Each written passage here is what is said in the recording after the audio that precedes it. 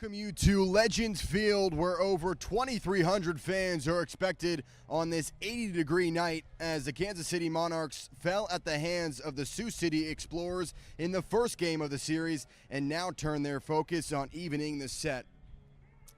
And glad you're with us on KSMO. Joey Fear alongside my partner Jackson Phelps. And Jackson, Sioux City got the last laugh yesterday, but the Monarchs looking to respond here tonight. And it's going to be a big response. Yesterday, a really tough battle between the Monarchs and both the Explorers as well. A lot of opportunities that the Monarchs wish that they could have back, so they're going to be looking forward to getting some more opportunities like that tonight. And we'll take a look at how they did yesterday. And Sioux City, they won that game 4-3 in the first game of this contest, but it was really Austin Callahan and Trevor Boone had two solo shots, but Kansas City was not able to win that game. You know, pitching was, kind of off and on. Dakota Chalmers, a good 5 innings from him, but it was one swing of the bat, a 2-run shot that gave the Explorers a 3-run lead, and they had it ever since. Kansas City made it close, but just weren't able to capitalize on some of those moments that we're going to hit on. And this is the Monarchs team we will take a look at that has been really hot, and they've also been cold. A team that is first in the league in ERA at 3.13, but Jackson, they're last in the American Association in batting average. You know, I was always taught that, pitching can be a little bit more important than batting, but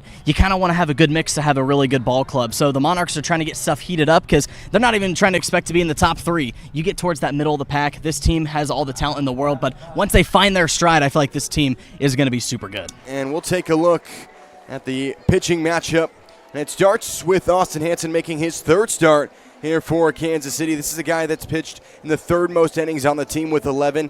He's at a 1.64 ERA, Jackson, 10 strikeouts, and this is a guy that also has a really terrific slider. You mentioned that slider. He's got really good stuff. He'll establish the fastball early on. He'll get these Explorers kind of tied up on the inside half of the zone near the hands, and then he'll widen open that zone to where they are going to expect a fastball, but it breaks at a great point, and it shows. 10 strikeouts, only the 2 walks on the season. This guy gets out of innings quick and gets his defense involved as well, but a big strikeout pitcher in Hansen. The native of Olathe, Kansas, and the 29-year-old who spent time also with Oklahoma as well. So he's back with his collegiate catcher and teammate in Brady Lindley, so those two have a good pairing. And it's certainly going to be exciting for Austin Hansen back in front of his fans and friends and family. It sure will. He talked about having Brady as a catcher. They already have that connection, and they already just kind of know how to play the game together. We'll take a look at our starting lineups. And Sioux City with very familiar lineup as they did so just as yesterday. Dylan Tatum gets slotted in at catcher. Jackson Mayo in that 8 spot at right field. So, but other than that, Jackson, it's very similar to last night.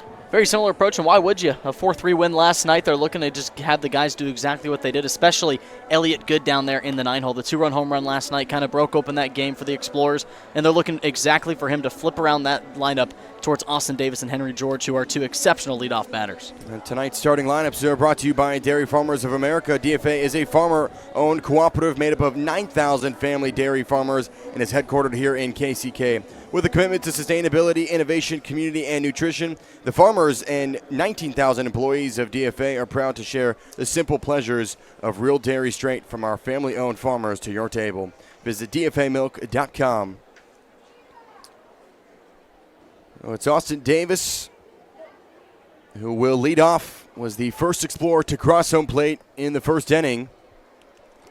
And tonight's first pitch speed was 90 miles per hour, thrown by starting pitcher Austin Hansen, and is presented by Coors Light, cold as the Rockies. Coors Light is a proud partner of your Monarchs. They encourage you to join us this summer for Thirsty Thursdays and post-game player autographs every Saturday. Please enjoy responsibly. Ball's on a strike, and Hansen already ahead in this count, 0-2. As Lindley looks a bit shaken up here early. Yeah, that one just broke towards the bottom half of the plate. You saw he started fastball, that one a curveball. Started middle, and just kind of worked its way down south. But Lindley looks all right, shaken off. He's gotten some, pretty rough work back there at the plate, but he always keeps the ball in front of him. He just is a very quality catcher. And you talked to him with Lindley and said, him and Hansen, they've caught in college together and they have a good chemistry.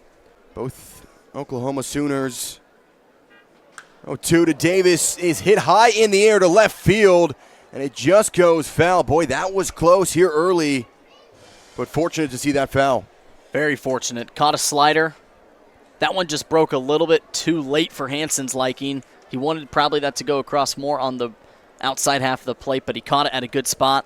Only 83 off the bat, but since it was caught at such a good angle, he drove that all the way towards the wall. Austin Davis, 1 for 4 yesterday at the plate. Leads the association in stolen bases.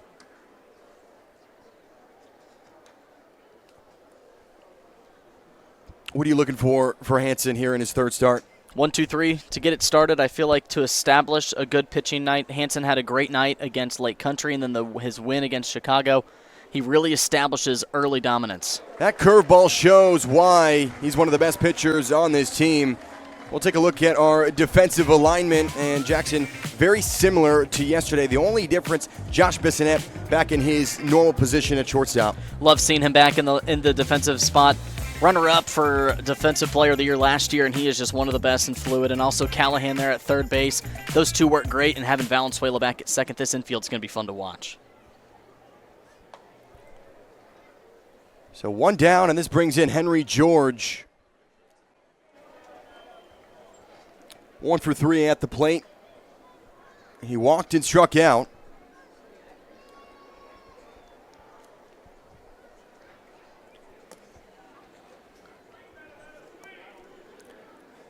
Hansen's last appearance was against Lake Country back on May the 24th. He went 6 innings, gave up 3 runs, but also recorded 8 strikeouts.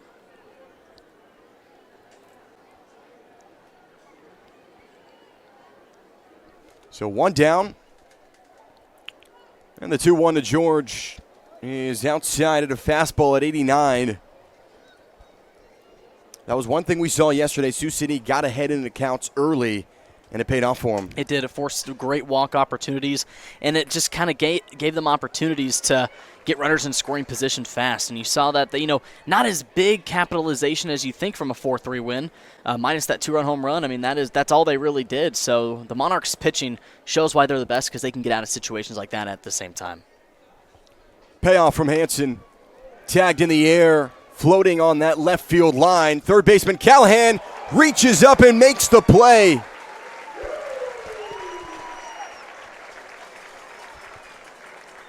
Well, how about that? As good of a hitter he is on the offensive side, this guy has been sound defensively.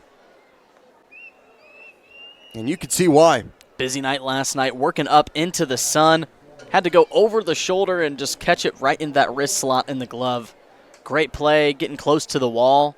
It just shows why he is almost a lock over there defensively. Braulio Vasquez was quiet last night. He went 0 for 3 at the plate, but had that sac fly RBI in the first inning to bring home Davis. He's a quality hitter. He's had an RBI in his last 3 of 4 games, so if he's not getting hits, he's still driving runs home, and he's a big part of the win last night. And he's, like you said, one of the top hitters, so if the Monarchs can silence him again tonight. Batting at 367, but Austin Hansen strikes him out, goes 1, 2, 3. As a terrific first inning for Kansas City. Smith, Valenzuela, and Richardson to lead off in the bottom half of the first. So it's the native of Napoleon, Ohio, and the Kent State grad, Zach Willman, making his 4th start on the mound for the Explorers. And a guy that has an 0-2 record. He's had 16 1/3 innings of work. He's given up 17 runs yet, but he's thrown 22 strikeouts. And also a product, one of 3 players drafted on this roster, and he did so for the Los Angeles Dodgers. Good opportunity for the Monarchs to get some good contact, especially early on. He's 17 hits, 11 runs allowed through his 3 starts. But the strikeouts make up for it. They get those quality outs with runners in scoring position. But it's time for the Monarchs. They're looking to wake up the bats, and for a guy that allows a lot of contact, it's a good start. Yeah, he's pitching 138 games in the minors.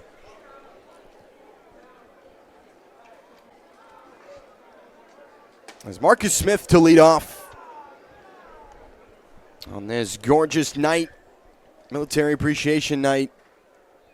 Great crowd on hand as they're looking to see their Monarchs get back in the win category. Smith had a hit last night. Guy that's batting a .308, 9 RBIs this season. But that's what he does so well. He gets ahead in the counts, and right now, up 3-0. He's got great vision, especially with some fastballs inside and up. He'll be able to read those very well.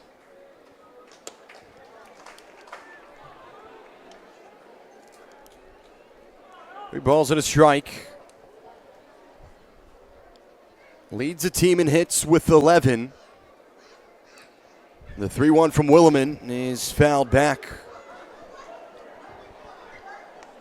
That's how Willman's going to get you. He can start you out early on, but strikeout pitchers do this so well through 3-0 counts. Back-to-back fastballs, one on the upper half and now an outside half pitch. He's trying to extend the hands from Smith because he knows an inside drive from Marcus, it'll go a long way, so he's looking to see if he can roll it over. The 3-1 skied foul.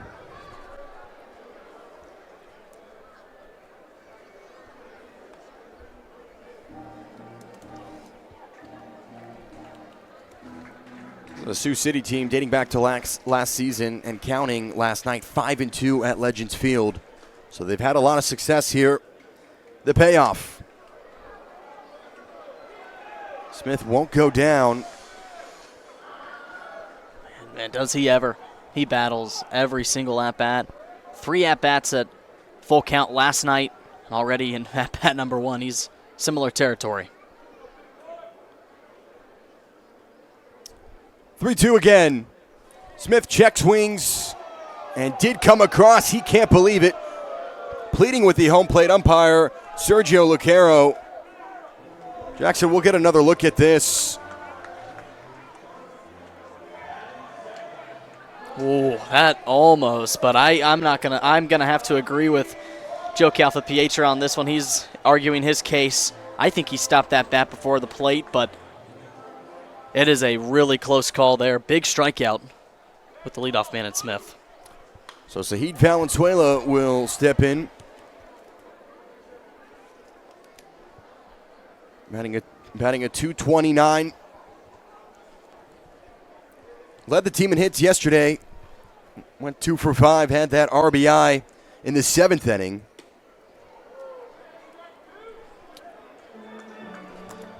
Sergio Lucero, the home plate umpire. At first, Brian Oberholzer, and at third, Tom Sabata. Same crew as yesterday. 1-1 to Valenzuela. He's fouled. These Monarchs batters are getting just a bit behind on the fastball. He's pumping that thing 96 miles an hour. As you can see, Valenzuela just a little bit late on the hands, but he's made some good contact. So if he can straighten that out and have a night like last night, he could do some damage.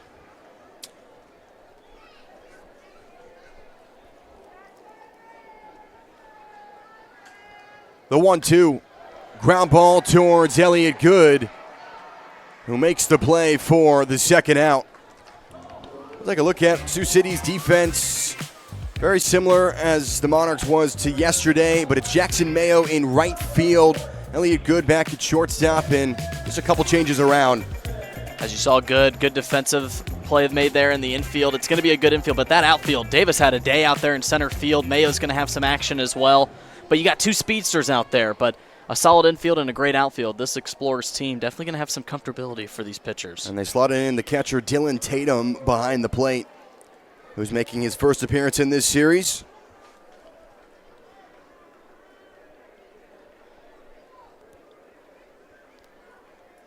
It's Grant Richardson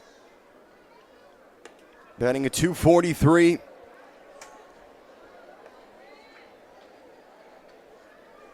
Had a double yesterday, but he struck out twice.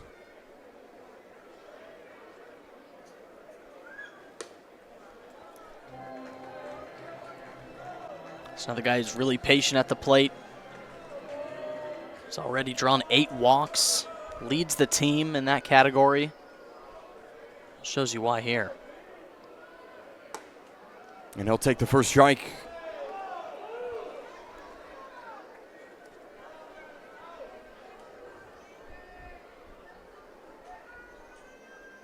(3-1) to Richardson, and that shows you why he leads the team in walks. Does so once more for his 9th walk of the season. Quality at bat, 3 straight balls allowed him to get into a heavy hitter's count. Decided to watch the strikeout. His goal is to get on first, and I think that's what the Monarchs need to focus on, is allowing yourself easy free passes to the bags. Sioux City leads the American Association in walks, so they're trying to get their story written in that. Saul Garza batting in the cleanup spot, as he does so often.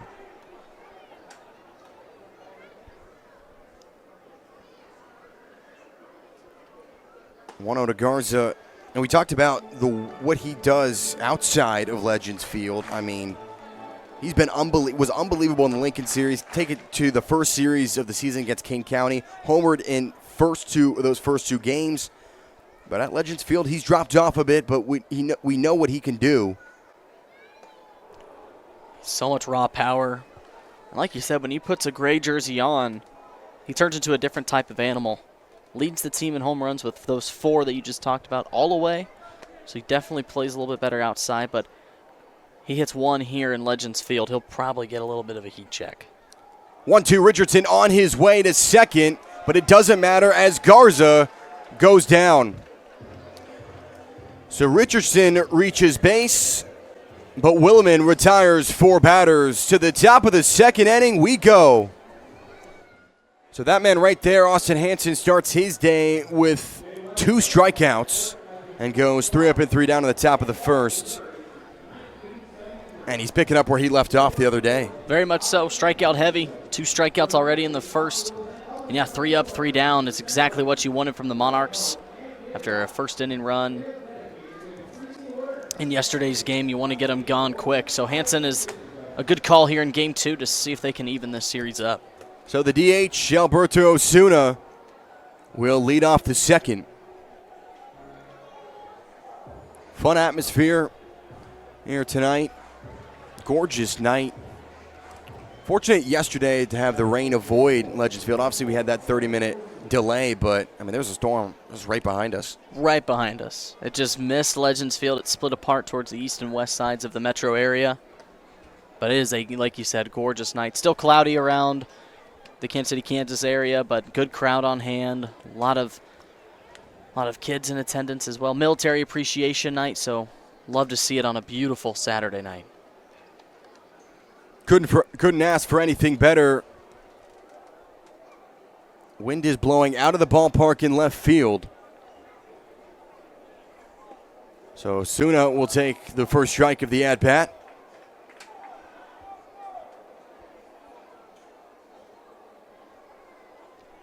And you can see outside that wind in left field. That's where it usually blows out there. We've seen plenty of guys able to get help from the wind when they crack a ball to left field. Saw it with Allison Callahan last night, outside pitch, and just opposite field. It looked like a pop fly, but that wind just kept it going all the way to the home run patio. So not only just right-handed batters can utilize that. Yeah, both home runs went to left field yesterday. But Osuna will take the 4th ball on his way to first. Only walk number 3 on the season for Austin Hansen. Just missed on the inside half on a slider. He tried to get it to cut across, and that's one thing. He's going to use it a lot, but he'll get comfortable with it. Took him about to the 3rd inning midway last time out here at Legends Field before he got comfortable with it. Zach Vuletich.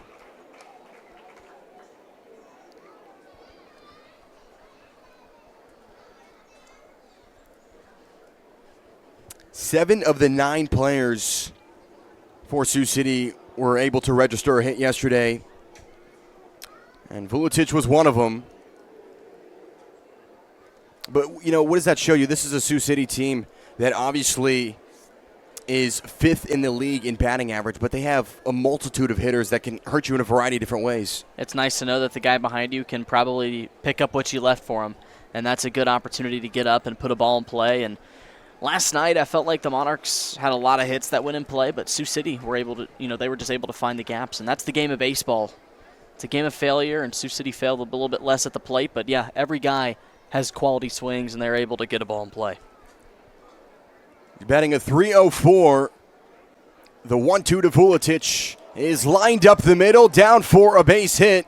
That advances Osuna to second. Vuletic records the first hit of the day. And just like that, able to step through and make contact. Beautiful swing. Got down bottom of the zone and got it off the outside half. Extends his hitting streak to 7 games as well, and he is red hot here for the Explorers, and no outs, and already a runner in a scoring position for Sioux City. Zane Denton will step in. Monarchs have to be careful here. This is an Explorers team that leads the league in stolen bases. They got 2 of them right there that can do it. 10 stolen bases for Vuletic. Obviously guarded at second base by Osuna. But it speaks for the speed that these Explorers have. They were called the Speed Racers last year on their squad, so a ball goes in play, they'll be racing around.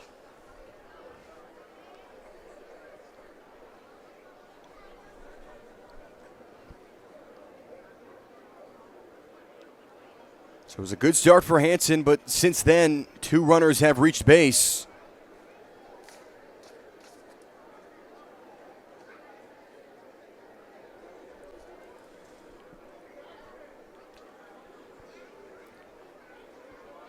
Denton, a .273 batter with 11 RBIs. And Hansen does well to fight back in the count. To left-handed batters, they're going to have to watch out for the inside slider. Hansen, a right-handed pitcher who we will talk about that slider all night as long as he's on the mound, but when you have a backdoor that goes right into a lefty, it's tough. Denton goes down looking. Saw it the whole way. Austin Hansen with his 3rd strikeout and a timely response from the right-hander. Major off speed. Good look there. Good spot by Lindley as well behind the dish. He's one of the best to do it here in the American Association, and that's that connection between him and his pitcher and Hansen back at Oklahoma. And they bring it here in Kansas City. A very clutch out. Now the double play's back in order. So for the first time this series, we're seeing the catcher Dylan Tatum. Native of Stockton, California.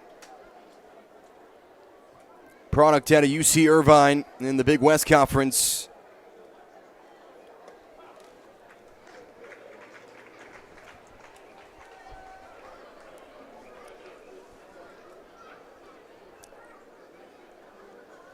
Came to Sioux City after playing 1 season for the Oakland Ballers in the Pioneer League.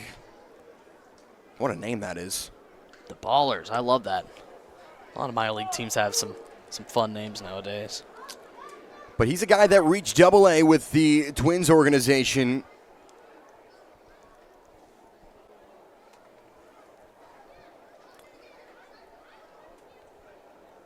Drafted in the 2021 draft in the 20th round. He'll see the 1-1. And a curveball that found the plate. Boy, that was impressive.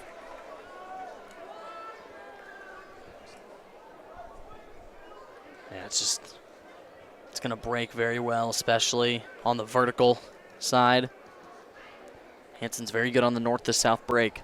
Vuletic at first, Osuna at second in the 1-2.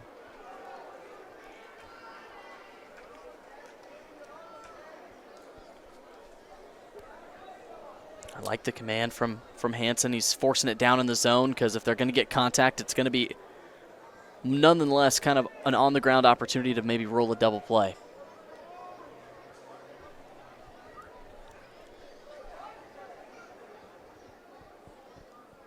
The 1-2 to Tatum, and he gets him swinging. Austin Hansen, after giving up a walk and a single, 2 straight strikeouts. Filthy stuff from Mr. Hansen on the mound. Slider that started towards the outside half of the plate, broke even further outside. He's really found his groove, and it's dangerous when he can figure out that slider. He struck out 4 of the first 7 batters. This also will put in Jackson Mayo, who skies one towards center field. But it's Hudson Head to make the play for the 3rd out. So Osuna reached second, Vuletic with a single to first, but no runs scored as Austin Hansen, 2 strikeouts in that inning. To the bottom of the 2nd, we go. Tickets for Less is the official third-party ticket supplier of the Kansas City Monarchs. Shop your Monarchs tickets and more with transparent upfront prices and no service fees at ticketsforless.com. So Zach Willman back on the mound. 2 strikeouts from the Ohio native. Yeah, he's really been working the stuff very well. Walk on Richardson, he got away from his command, 3 straight balls, but was able to come right back on Garza and put something on the outside half of the plate. So both pitchers starting to get comfortable out on the mound. We'll look to see how the Monarchs can respond with the bats. Austin Callahan, Trevor Boone, and Brady Lindley due up. So 5, 6, and 7 in the order. Callahan recorded his first home run of the season last night, right here in the 2nd inning. Opposite field shot to left field. Callahan sends a hard hit ground ball towards Vasquez, who beats him out at the bag. A very loud out from Callahan again. He continues to put good contact on the ball. Very low and inside on the zone. He got it 101 off the bat, and you could see Vasquez kind of bobbled it to start, but just right at him at first. Another guy with a home run yesterday, his 3rd of the season, Trevor Boone. And you knew as soon as it left the bat in the 6th inning, it was gone. It was the perfect representation of how you can use wind here in left field at Legends Field. Smoked it 100 off the bat, went 381 past the tenths. He's batting a 200 this season. Former Albuquerque Isotope and Rockies product.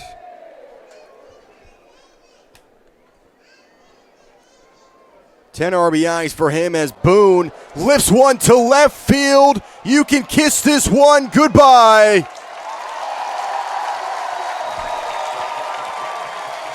Boone does it again.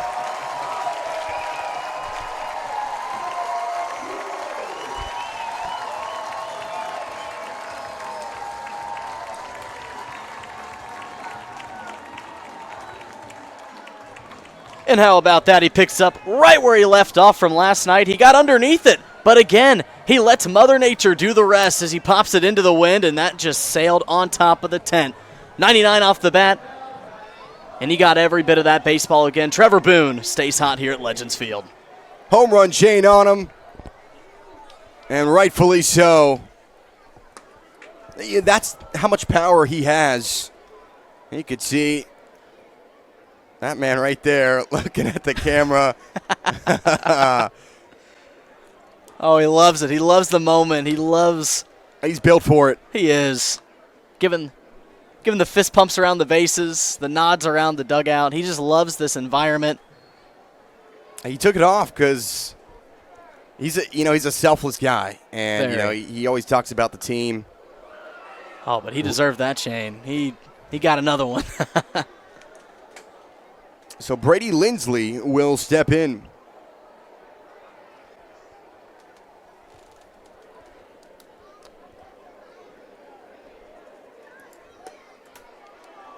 And it just shows you what this team can do. One swing of the bat. And I know we say that, but it really is that case because this is a team that's last in batting average, but they get the timely hits, and when they get hits, it's big ones. 3-1 to Lindley is outside, so Lindley will take first. Only one down, and this brings in Josh Besonette. if you're Zach Willman, you started well, you retired 4 of your first 5 batters, and then after that, it's a solo shot. How does he look to respond? Really just put it in the zone. Don't be afraid. You know, in that first inning, it was the 1 ground out, but 2 strikeouts. You know your off speed's working. Just figure out how you can get this bottom half of the order to just kind of fall ahead of you. Besonette did not appear in the first game of the series. The brightest moment of his season was that walk-off against Lake Country just a week ago. Boy, time does fly by when you're having fun. It already feels like that was just yesterday. Yeah, wow. Absolutely. But no, big moment for him. Bases were loaded and lined one up the middle. And a guy that's loved by this community, you could tell that he was all in for that moment. And also, in that same game, it was a Boone grand slam. You're right, it was to notch it even. They know how to get the job done. 2 balls and a strike here on Besonette with Lindley leading off at first. And he'll take the second strike as the count runs at 2 apiece. Batting a .207. 2 RBIs this season. And they know his name around Legends Field. Besonette tags one to left field in between second and third. And the California native starts his day off with a single. And there you'll see he got down there to get that one. And he just squared up the baseball. I feel like that's what the Monarchs just needed to work on, was they were getting on top or underneath. But there you see, even though it wasn't in the zone, he's able to fish it out and put a good square face to the baseball. 81 off the bat, and that's what these Monarchs like to do, pass the torch to the next guy. And it's starting to heat up here in Legends Field. Bottom of the order, Hudson Head. Rips one to right field. That gets down. Here comes Lindley around third. Josh Besonette takes the sharp turn, and he'll get in to score. The play won't be in time.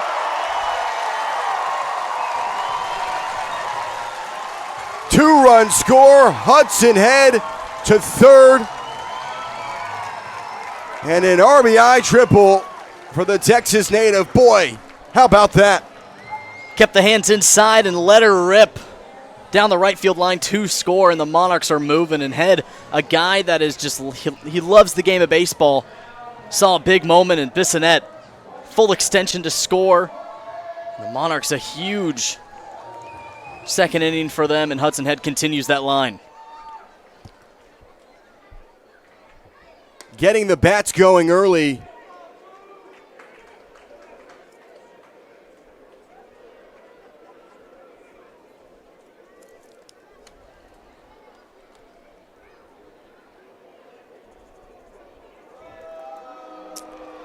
So they want to talk things over. Manager Steve Montgomery with Willman gave up that home run, and then Hudson Head with a huge play. Maybe to calm things down. It is. Walking in, you know, he's a big contact pitcher. Gives up a lot of hits in his first 3 starts, but it was just that first inning that the Monarchs kind of had to watch what he was giving them, and I bet they reported back to the dugout, hey, really heavy on the inside. Hudson Head gets ahead on an inside pitch and ropes it down the right field line.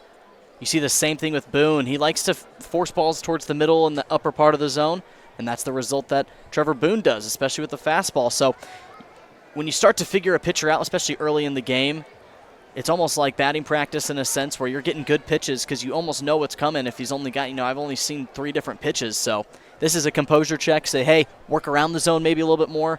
Let's force that contact on the ground. No more pop flies. So we'll look to see how he can respond. And he might have a tough time doing so against Marcus Smith. Only 1 out.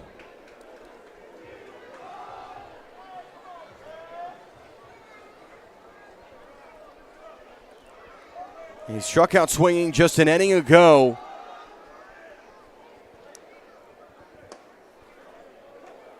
And he'll take a first pitch strike. Or second pitch, excuse me. So Head at third. The 1-1 to Smith. Popped up high in the air towards Davis. And Head's going to tag from third. That brings in the 4th run. Marcus Smith with a sac fly RBI. And Kansas City all over the Explorers here in the 2nd inning.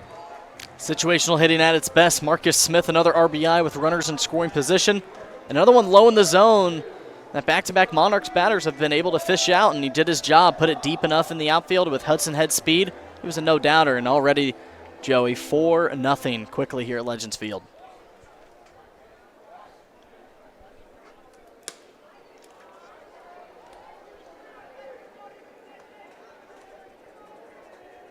Zahid Valenzuela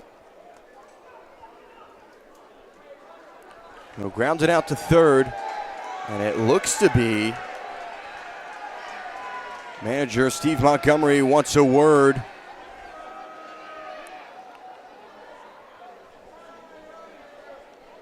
He is not happy about the location of the zone. He's getting his money's worth here.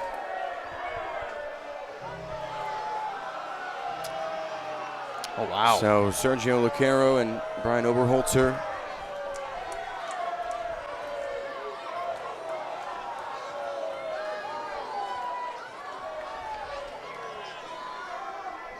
Montgomery has to remain his cool.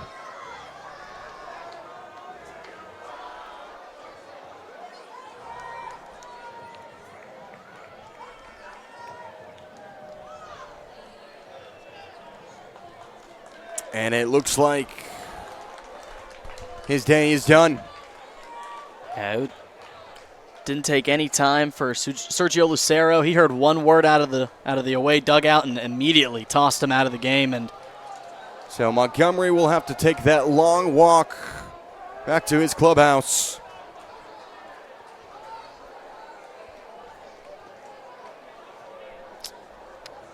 Very long walk. Yeah, it might be a while. Yeah. Gave up 4 runs here in the 2nd. Was upset about the location of the zone.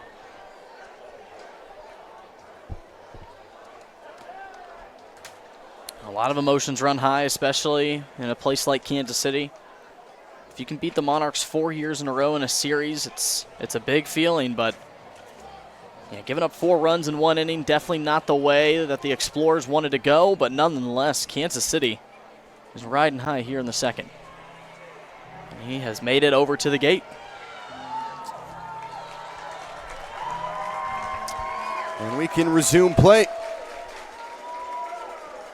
Also, that long walk up the stairs too. Man, not easy to get back over there to the clubhouse. 2 down. Zahid Valenzuela was almost hit by a pitch, and oh boy.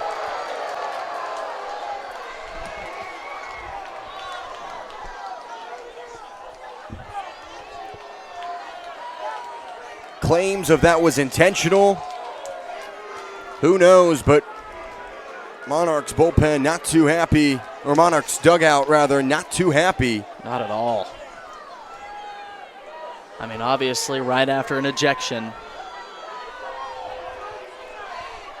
Right after an ejection, already the tempers are a little bit hot from both sides. And, yeah, Zahid immediately kind of knew, hey, right after an ejection, you don't want to go inside on a batter, and that one clipped him. So, already, and like you said, the Monarchs dugout there to back up their teammate. Waves it off.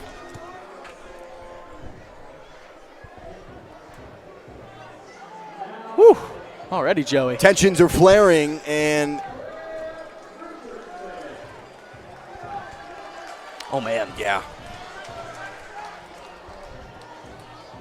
We'll keep an eye on this one, but that's the kind of teammates they got already. It was Trevor Boone right out of the dugout, ready to back up his buddy Zahid. So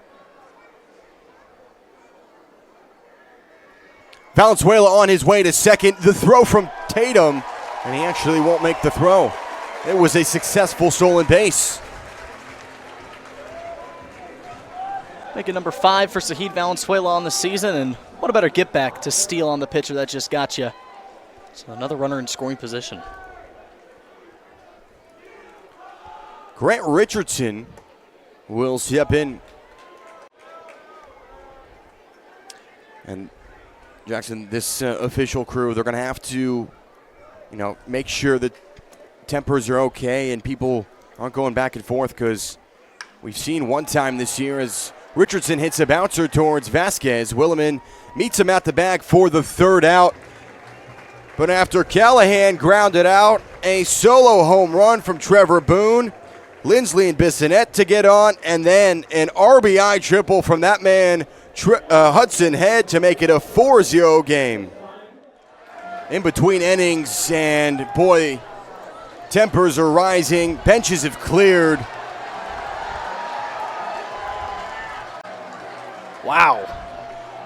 You look down for one moment. They're still going at it. My goodness. You could just see where this started out. Looks like Ryan Leach got in there with Braulio Vasquez.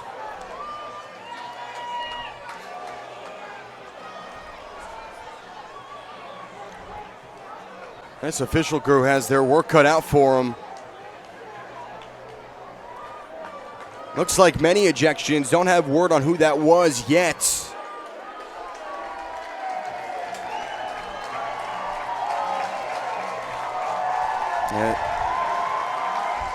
Calfa Pietra still having words with his guys, and looks like he's sending his pitchers back to the bullpen.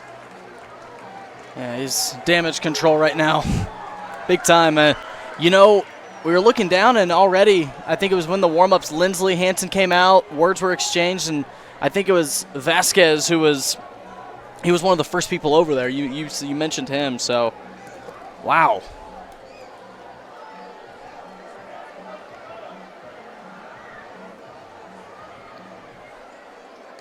This has gotten wild through 2 innings.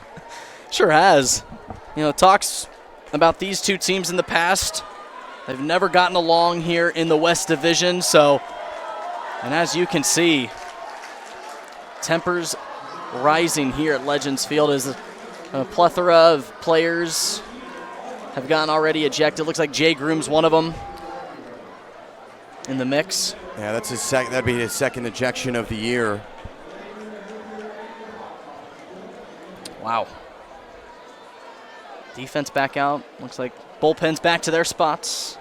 It looks like everything's trying to get sorted out.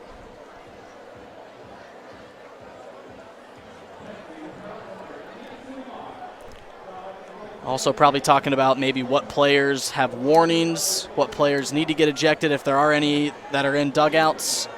Joe just going, looks like he's going to walk back to his dugout. He was in the mix of it. There was just a lot going on down there. But fortunately, no punches were thrown. It did not get physical. Very fortunate in that, Mark, because that would have been a little bit more of a deeper issue. But that's the second time this year Kansas City's been in a game where the benches have gotten cleared. Kane County, game 2 of the season. Same situation. That was due to a pitch clock violation that got out of hand. And the Monarchs faithful behind this team.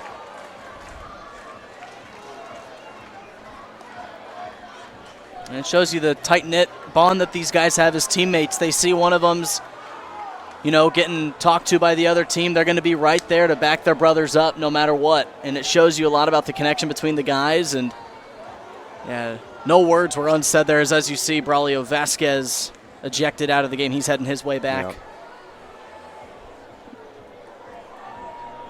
What a turn of events. It's a 4-run inning for the Monarchs in the second. You felt that was the way it was going, though. Obviously, you had manager Steve Montgomery ejected. Willman perhaps intentionally hit Valenzuela. Still don't know on that, the way it looked. And then after that, tension started to rise, Jackson.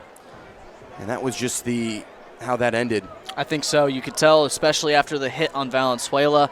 I bet as the two teams were crossing paths, some words were exchanged maybe from Hansen and Lindley about, hey, you don't do that to our guys. And then right there, it just exploded out there at the home plate side of Legends Field, but both teams back to their respective areas. The umpire is still kind of going over what happened.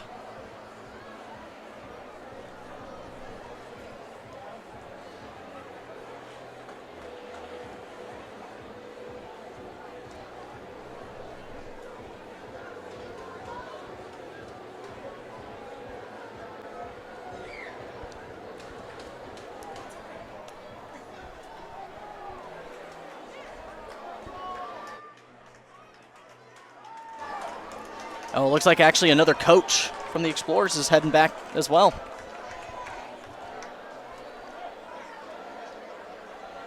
And you're exactly right. That's two coaches ejected. Vasquez, one of the players for the Explorers, Jake Groom out of the Monarchs bullpen. He's ejected. And Kenny Hook getting a talking to.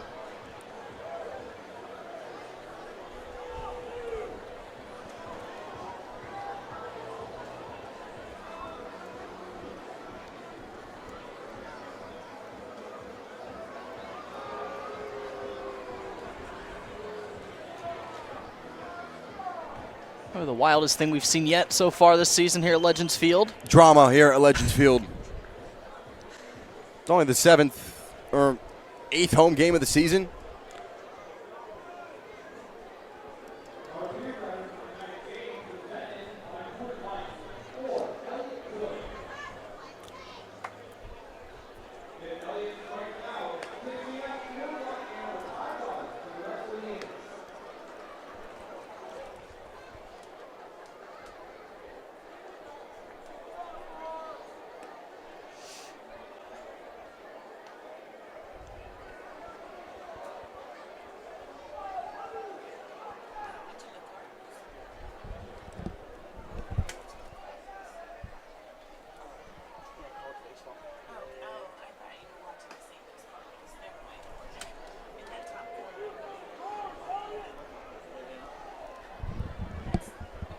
So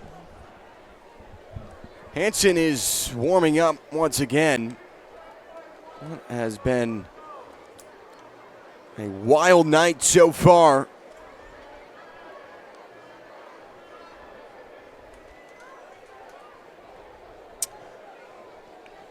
Umpire crew had to manage that, Jackson. And did you like the way they were able to handle that and kind of diffuse the situation? Very much so. You said no punches were thrown, nothing got too escalated, just a lot of talking, but it was a good job by them to separate them quickly, get them on their own respected sides, and calm the coaches down as well. You know, don't get things too heated, and did a good job about getting guys out pretty quickly after they, got it. And it looks like, yeah, heck of a job from this umpire crew. Looks like Kenny Hook, one of the coaches from the Monarch staff, his day will be done. It's just one more ejection here.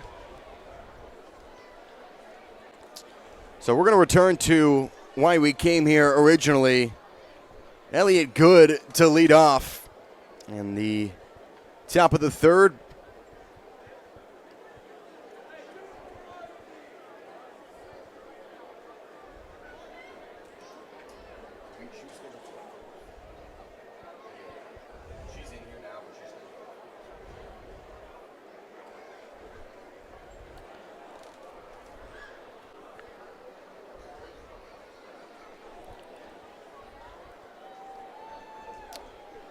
And we resume with the 9-hole hitter.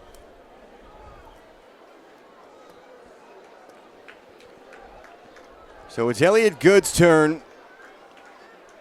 Batting at .240 here this season. A guy that went 1 for 4 with a run. Had that that 2-run shot yesterday. Absolutely smoked one off the bat. He's got a lot of power. He does, and it's kind of a sneaky power. It was only his first home run of the year, but he just got something up and drove it on the wind. And switching him to a 9-hole hitter to see if you can flip it to a good top half of the order. Obviously without Braulio Vasquez now, but he wants to be that kind of anchor guy.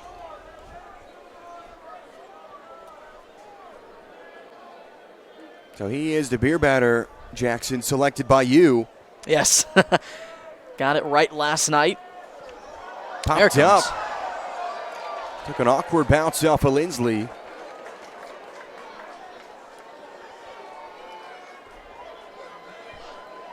Last night it was Zane Denton struck out in his final at-bat, so tonight it's Good's turn. 2-2 from Hansen. Ground ball to Callahan at third. And he flies it over on a one-hop, but Garza can't make the catch. Seemed like a routine ground out. Took an awkward bounce. Yeah, very uncharacteristic throw from Callahan. Is it one hops Garza? He can't pick it out of the ground. So an early error there on Alston Callahan. So it'll be a very uncharacteristic error as well for this Monarchs defense. Top of the order with Austin Davis, who struck out swinging his first time up at the plate.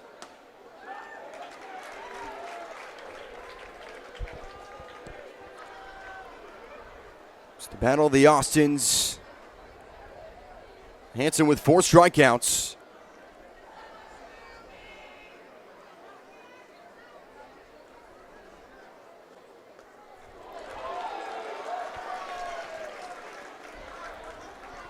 That was one thing yesterday. Davis, obviously, he can get on base when he either gets walked or he makes good contact, but he swings at a lot of pitches. He does. He wants to just put the ball in play, but that also comes with a little bit of consequence, like you said. He can open up his hands a little bit too much more than he likes to. The 0-2. Pitch at 79 that couldn't find the zone for the first ball of the at-bat.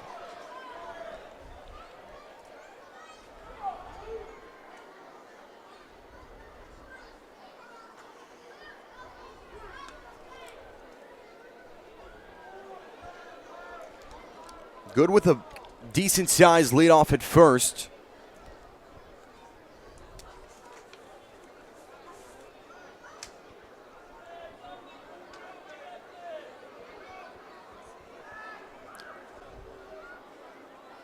Two-two. That ball stays fair. Hansen makes the play to Valenzuela at second. Fires it back to first to Garza. But it looks to be, wow, this... They're saying it was a foul ball. Huh. I think that's what they're going to call it. It was the first base umpire. Calfa Pietra pleading his case. And perhaps we can see if we can get another look at it.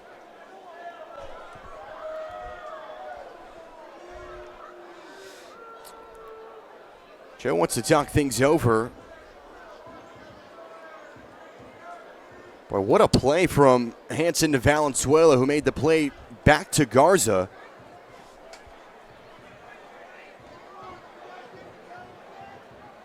Ooh, that looks like a fair ball to me, if I had to say so myself. And it was interesting that Oberholzer from first base was the one who called it foul, and not the home plate umpire. So very interesting call there, but nonetheless, Davis gets another shot. Explorers catch a break. Back to a 2-2 count.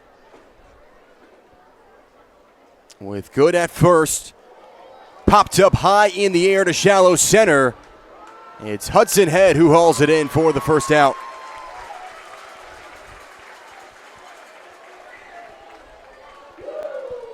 It's a good location up and in on Davis. Couldn't get the hands around in time. Got underneath it. That's exactly what Hansen wanted to do. He missed down low. It drove the ball to the ground. He wanted to see how Davis can respond up and up away. And good first out after a little bit of chaos here at Legends Field. Yeah, that's an understatement.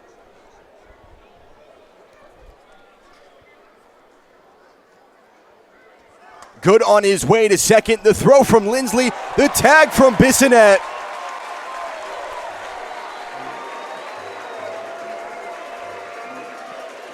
A 2-6 put out. Those two right on cue.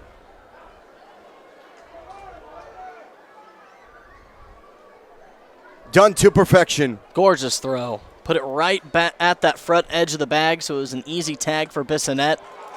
And they work in sync over there, and Lindley continues to just be a sniper behind the plate. And Lindley said He said we would like another putout like he did yesterday, and he did so right there. No balls, 2 strikes here on Henry George, who popped out to Austin Callahan in foul territory.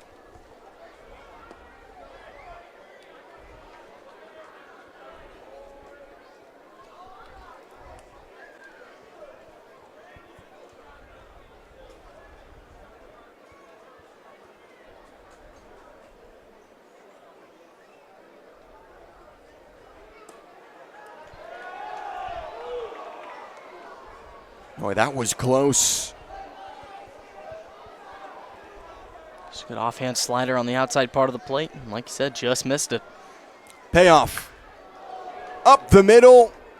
George with a 2-out base hit.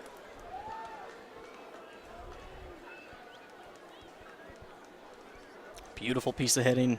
Another one outside part of the plate. Saw it well again. He went back to another off speed, and George didn't miss that one. Extends his on-base streak to 6 and keeps the inning alive for the Explorers.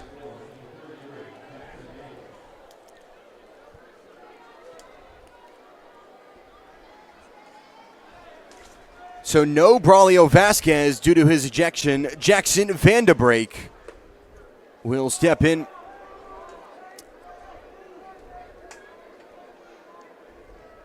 He was the 6-hole batter last night. Went 1 for 4 at the plate.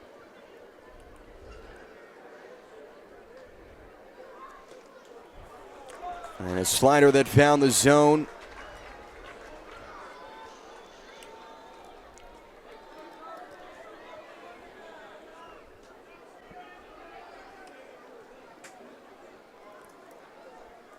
George at first.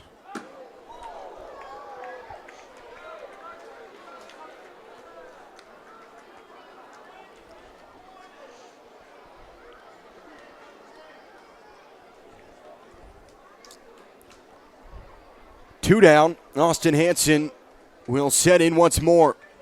The 1-2. And a sliding into second is George.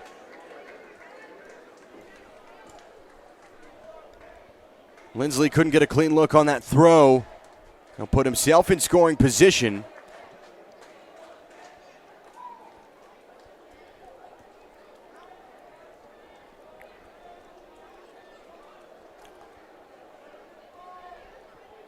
Two. Check swing. Did he fully come across? He did not. That was low of the zone, and the count now runs at 3-2. This is a great at-bat from Vanderbreak coming off the bench. That's a good eye there. Down the zone. And again, now the Explorers are trying to work their way through an inning with a runner in scoring position. 3-2. Strike 3. Austin Hansen with a timely strikeout.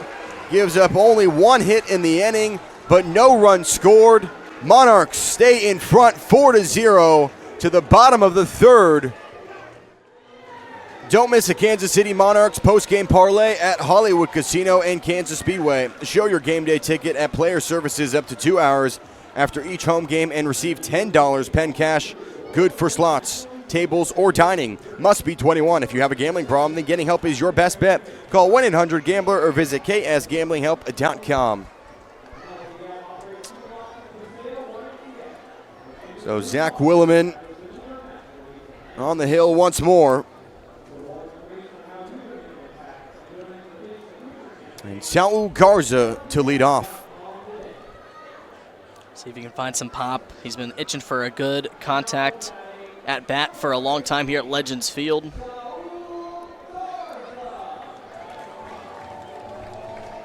Monarchs put up a 4 spot in the 2nd inning.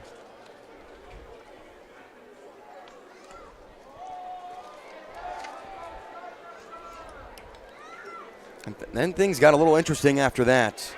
They sure did. Words were said, tempers flared, and now the Monarchs are trying to just settle it down on their end. Garza swings and misses.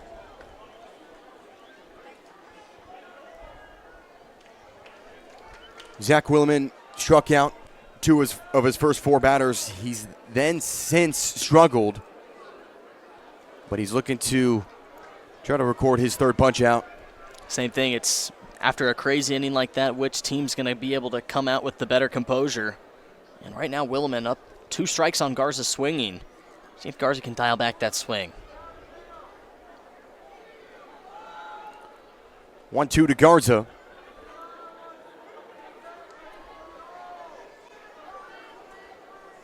So Callahan and Boone are due up. Garza goes down swinging and strikes out for the second time this game. So a good start to the inning from that man, Zach Willman. That's a terrific pitch. Just got out in front of it.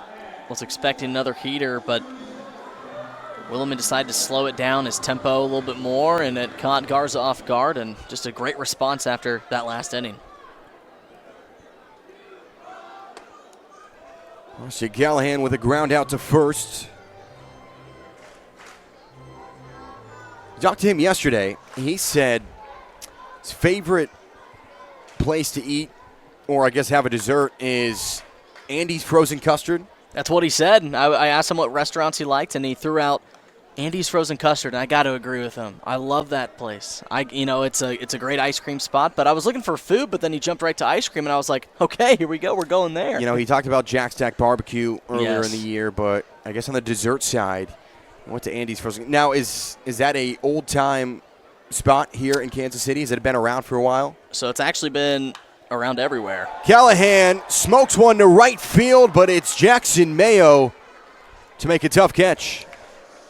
Originally around the Springfield area in Missouri, and then it's made its way up to Kansas City the last I'd say 10 years, but it's a newer spot actually, so it's kind of booming, but what else is booming? These balls off of Callahan's bat. Just absolutely. another loud out, Yeah, but for he just sure. hasn't been able to find some grass.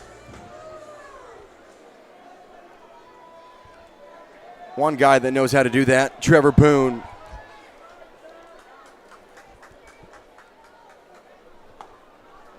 We'll take a first pitch strike.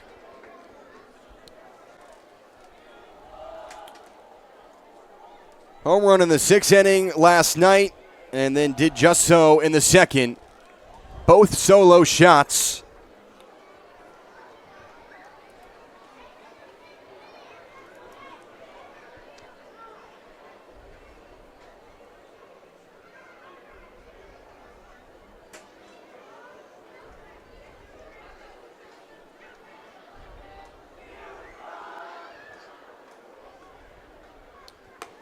Oh, 2 outside.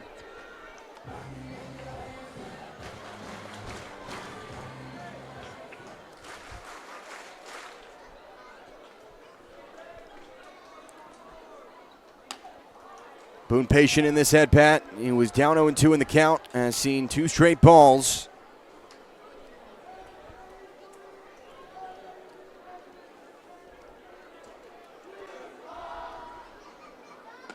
And Boone strikes out. Sioux City goes 1-2-3. We will be joined by a special guest here at the top of the 4th inning when we return. To the top of the 4th inning we go, and we're excited to welcome Midwest Transplant Network to join us today.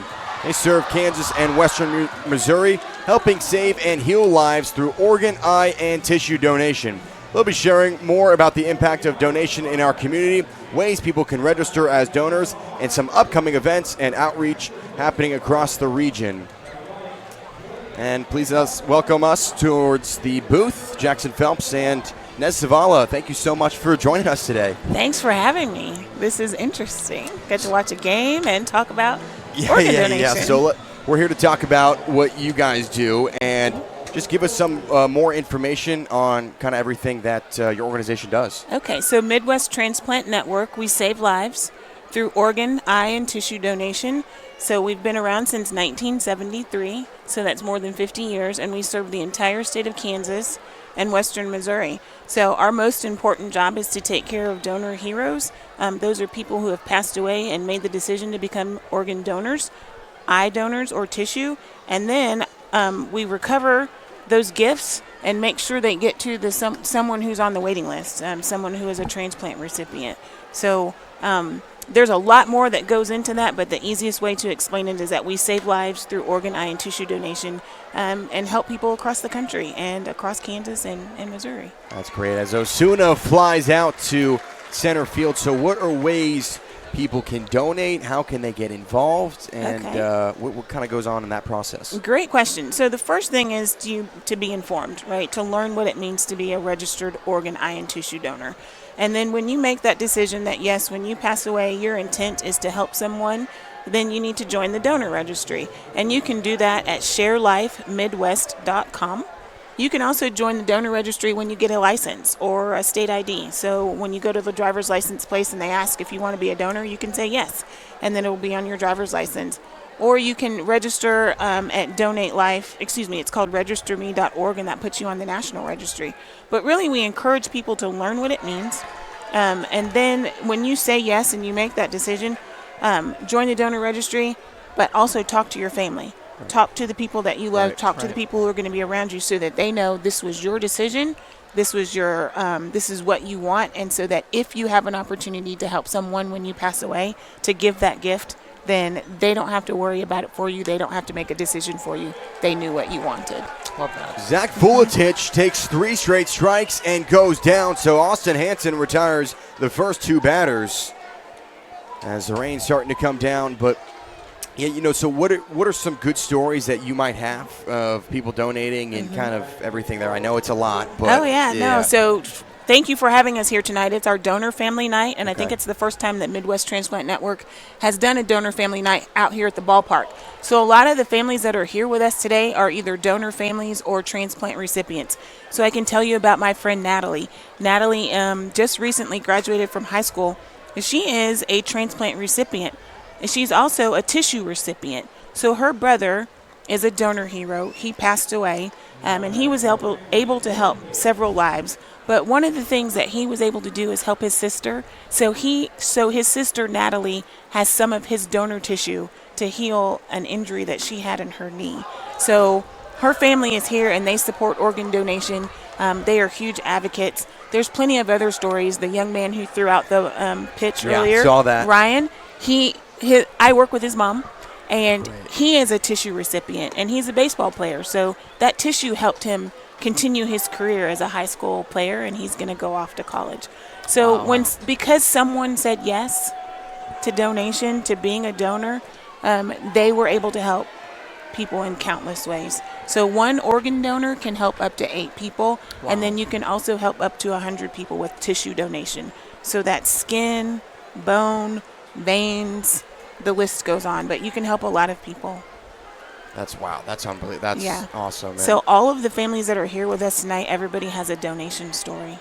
Yeah, that's great. And so you have 1,000 people tonight? Yeah, we had a lot of RSVPs to come tonight. We're taking up quite a few seats. And then also, like, speaking of seats, so while I was sitting here waiting, I know that your stadium holds about 6,500 people. Yep. So across Kansas and Missouri, there are about 2,500 plus people who are on the waiting list. So imagine that's a pretty good section of this stadium of people who could fill your seats because they're waiting for a transplant. And then across the country, it's more than 108,000 people. So we'd fill your stadium a couple times. Wow. How has this impacted you and just kind of giving back and everything? How has this made you feel just being involved in this? So it is, there's a lot of good stories that we could tell. There's a lot of sad stories, but there's the bottom, people are getting helped. Right. So in ways that you would not have imagined. I have worked for Midwest Transplant Network for about 3 years now. And I've learned a lot of stories. I've met a lot of people that, that looked like it worked. It certainly Sorry, I'm watching the game, y'all. Yeah, no, Tatum hitting the back, so he'll take first. That will put Denton to second. 2 runners on here with 2 outs, but like you talked about. Yeah, so, I mean, the impact is broad. I have a niece who is a cornea transplant recipient, and I knew nothing about donation back then. But now I understand because someone said yes to donation. My niece's eyesight was restored. She doesn't live in this area. She lives out of state. But still, oh, it's raining. It really is raining. The rain is certainly coming down. Boy, it has gotten really bad really quickly. Hopefully this just passes. Oh, it'll pass. I think it'll pass. I put on my meteorology hat. It's going to pass. Yeah, exactly. So currently in a rain delay as Kansas City had that 4-run inning in the second. But so, the weather has come in and Mother Nature has made some different calls. But we're still here joined in the booth with Nez. And Nez, so just talk to me a little bit more. Obviously, you guys people ways to donate and just more things involved and kind of how you got involved. Oh, okay. Well, you know, I am the Director of Community Engagement and Public Relations, so our team, we're responsible for educating, informing people about what it means to be registered organ donors and the different ways that donation impacts people. So I think I said earlier that, you know, there's about 2,500 plus people in Kansas and Missouri who are on the waiting list, and there's over 100 plus thousand people across the country that's on the waiting list. So there's a lot of people. And so, you know, again, it's important for people to really consider what that means to become a registered organ donor. And so that when you pass away, and if you pass away in a manner that allows you to be an organ donor and your intent is to help, then, you know, please do, because you would be helping people in countless ways. So I mentioned Natalie, I mentioned the young man Ryan who threw out the first pitch. You know, we have an ambassador here. His name is Gary, so he's working the information booth for us downstairs. So as people are walking through the stadium, they can learn about organ donation. Gary is a heart recipient. Wow. He received a heart transplant some years ago, and he is friends with his donor heroes family. And I mean, they go to reunions together, they have dinners together. So he has this mantra, one day closer. And while he was in the hospital, one day closer. And then the call came, and unfortunately their son had passed away, but he was already on the donor registry. So his name is Chris, and Gary lives every day for little Chris. Yeah. And so he tells everybody his story, and he always, always, always mentions Chris, his donor hero, little Chris, because his dad's name is Chris. And I'm not sure if their family is here tonight, but if they are watching the game and listening, they know who they are, and we adore their family. We adore that they support organ donation. And Gary, right? I mean, he tells everybody his story, so he's an ambassador. There's another ambassador down there with him too, who her son passed away, and she made the decision for her son to be a donor hero, and she gives her time to talk about organ, eye, and tissue donation and what it has meant for her family. So out of something sad, something good can happen, because you made the decision to say yes, or someone made that decision for you. Yeah, and absolutely. Because you said yes, right, a kid gets to throw out a pitch. Or we have a young friend named Titus who is a liver transplant recipient, and he gets to finish playing high school soccer, right, because somebody said yes to donation. So, I mean, for every person who's here with Midwest Transplant Network, there's a story. And I could tell you stories the rest of the night. Right. But I don't know that we have time for all of that. Could be on and on about it. But just to recap, and those are great stories, and we all love hearing that. Just to recap for people, first thing they can do to want to sign up to donate is go to your website. Yes, so you can go to sharelifemidwest.com, and you will see that if you live in Kansas, there's a tab for registering for Kansas and for Missouri, because Midwest Transplant Network serves the entire state of Kansas and the western 2/3 of Missouri. There's also the opportunity, if you want to join the national registry, to go to a site called registerme.org. But for locally, it's sharelifemidwest.com. You can learn more about organ donation there. Organ donors, it's organ, eye, and tissue donation. So someone who is an organ donor, you can donate it's heart, lungs, kidneys, pancreas, liver, intestines. Wow. Okay. Yeah. And then eyes, your corneal tissue. So you could help 2 people restore their sight. And then with tissue, it's skin, it's bones, it's ligaments, it's heart valves, veins, lots of ways that you can help people. So if you're familiar with October is Breast Cancer Awareness Month, so donor tissue can help someone who is healing from reconstructive surgery. That tissue can help someone rebuild their lives because their donor tissue is helping them heal after surgery. So there's so many different ways to help. So many different ways. Wow, we really appreciate you coming up here and joining us. Obviously, the weather day, and then a lot of stuff going on with the game. It looks like Mother Nature has changed her mind. So yeah, hopefully we can get this game resumed. But Nez, thank you so much again for coming up here, joining us, telling us about your cause at Midwest Transplant Network. Make sure everybody gets involved in that. It's certainly a great cause for people that are in need for transplant. So once again, really appreciate your time. Thank you. I appreciate it. Thank you for having us up here, you. and thank you for letting us share the stories of the people that we serve. So currently in a rain delay, and we'll be back shortly.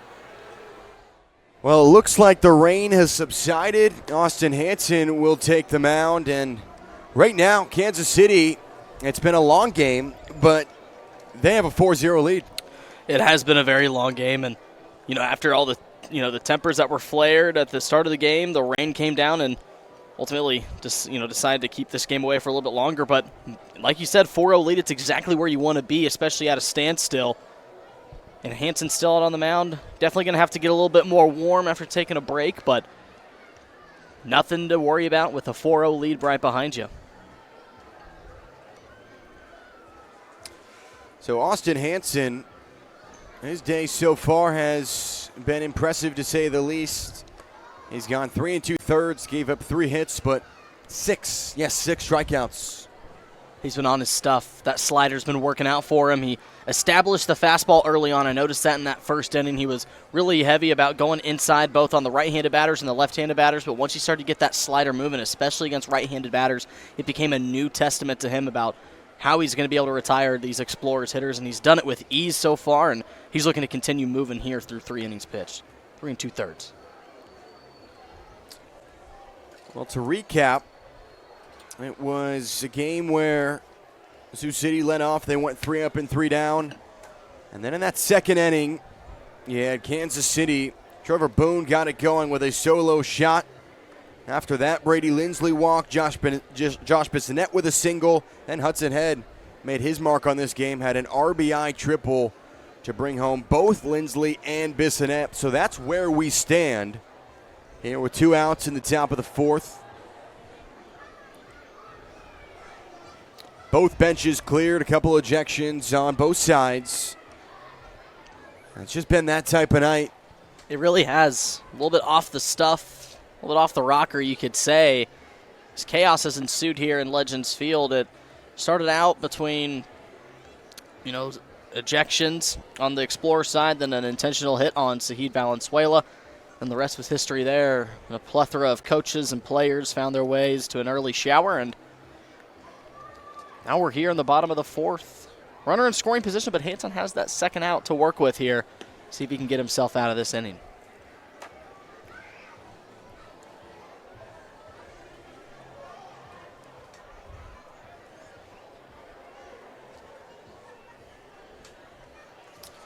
So Tatum at first, he was hit by a pitch. Denton now at second. He singled earlier. So 2 down. Jackson Mayo will step in. And we resume play. So Austin Hansen was in his rhythm. Yeah, he warmed up, but he's going to have to look to kind of find it again.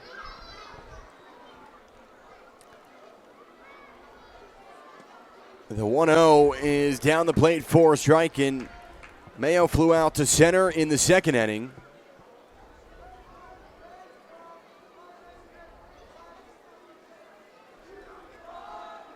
Both teams with 3 hits, but the Monarchs with 4 runs as Mayo swings and misses at the second strike. Like you mentioned, Hansen, a little bit of a break. He's going to have to get that arm warm. And something about a pitcher's mechanics, it's at a point in the game, you don't even think about what your arm's doing. It becomes a flow state, and every single pitch feels the same, and that's how he was able to get that slider moving. So he'll just have to refine that. Tatum at first, Denton at second, and the 1-2 to Mayo sends him down swinging. Austin Hansen resumes play and strikes out the first batter he faces. To the bottom of the fourth we go here on KSMO. So the Monarchs comfortably in front, and a new pitcher on the mound. Besonette, a left-hander from Clive, Iowa, and the former Hawkeye. So he'll step in. But to lead off, you see Tate in 9 2/3 innings of work. .93 ERA. Boy, he's been impressive. 13 strikeouts to 5 walks.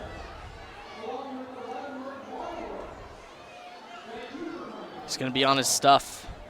As you see there, heavy strikeout pitcher once again. Be interesting to see how he works across this Monarchs lineup, who is very strikeout heavy. They love a slider on the outside half. Anything below the zone, that's where he wants to attack as well. But the Monarchs, I feel like they're starting to heat up a little bit with those bats. They're starting to get comfortable. And when you can find that type of rhythm with a team, these guys have been talking about it. They've been wanting to itch to find those types of innings and opportunities. You saw there back in the second inning, 4 runs, and they were just able to string together some hits, string together some walks, and magic works like that with this Monarchs team. Absolutely. So it's Besonette, on the mound.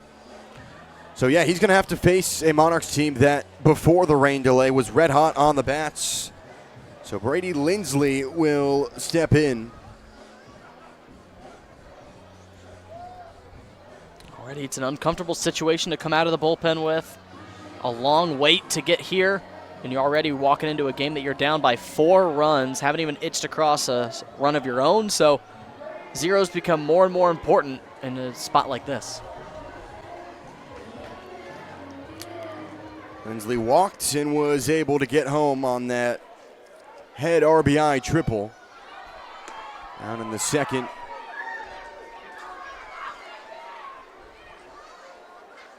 Looks like the cupcake toss was a little bit delayed.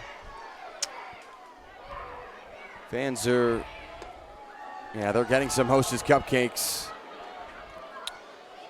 One of the cool things here at Legends Field, you can walk home with the Hostess cupcake, but it's funny because I don't think some fans know, and then they get hit with a cupcake. Just in the back of the head, wham, cupcake. But hey, it could be worse. 2-0 downstairs to Lindley. He's way ahead in this count. Me personally, I would not be mad if I got hit in the back of the head with a yummy Hostess cupcake. Exactly. Initially, you're like, what's going on? And then you turn around, and it's just a Hostess cupcake in your lap. So Lindley patient at the plate. He sees 4 straight balls. And we'll take first for the second time this game. This is his type of game to regain some of that vision. Only 4 walks entering in today. 2 back-to-back at-bats. So a great day from Lindley to just get the game started back up for these Monarchs in a leadoff spot. Josh Besonette 1 for 1.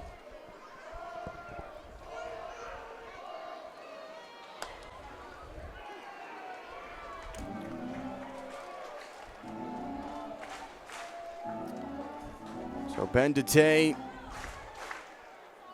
was at Iowa Central Community College and found himself in Iowa City with the Hawkeyes.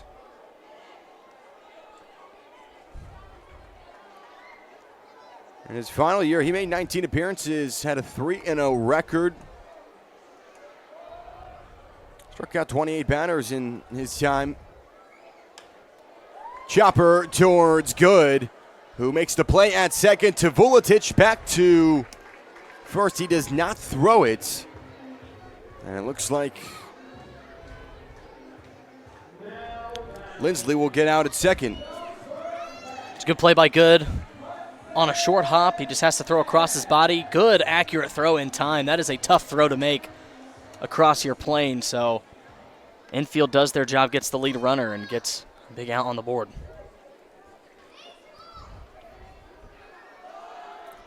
Hudson Head, bottom of the order. What a day he's had so far. Only one at bat, but it was a big one. Sent home 2 runners. And boy, we've been itching for something down that right field line for some time. He gets ahead of those pitches, some of the fastest hands on this team, and he was able to get all of his body into that one and put it into the very back corner. And with his speed, he legged out a triple. Not surprised with his speed at all.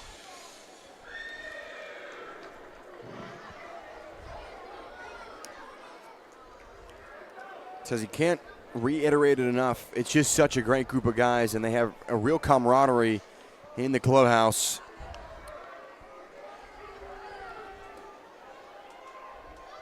And you could see, and that was really on display tonight when Valenzuela got hit by the pitch. That dugout immediately stood up and was backing their infielder.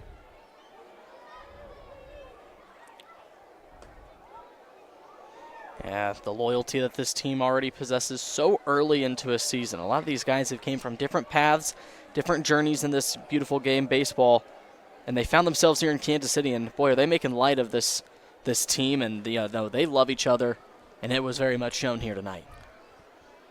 Played for the Altoona Curve, the AA affiliate of the Pirates. Also was down in Greensboro with the Grasshoppers at the single A level. 3 balls and a strike. Besonette stands at first.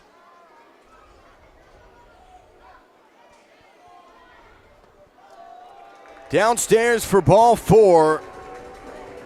So Hudson Head back-to-back at-bats, reaching base. Just some early command issues from Dete. He's going to get a mound visit from his catcher and Tatum. Noticing he's been missing everywhere outside the zone. He's found a couple of them right down the middle, but he's probably letting them know if you're going to hit the zone, probably don't put it right where they've been hitting it all night. So, again, a little bit of a waiting period out of the bullpen, so these guys had to get extra warm. So Dete is getting tested early by this Monarchs batting order. Top of the order, Marcus Smith. 0 for 2, but had that sac fly RBI, which brought in Head in the second inning.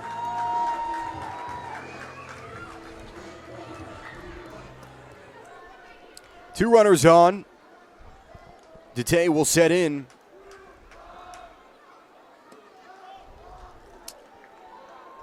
And obviously, Zach Willman started this game. He gave up 4 runs, 3 hits, but he had those 4 strikeouts. It just was some timely hitting, and with runners on base, Hudson Head was able to get a big triple. Trevor Boone with that home run. So when he gave up those hits, it was costly. You know, walking into tonight, we knew that the Monarchs had a good opportunity at hand. First 3 starts gave up 17 hits, 11 runs, so they knew that they had some opportunities to see some good pitches, and boy, have they not missed. Smith lines one to center field. Davis slides and makes the play.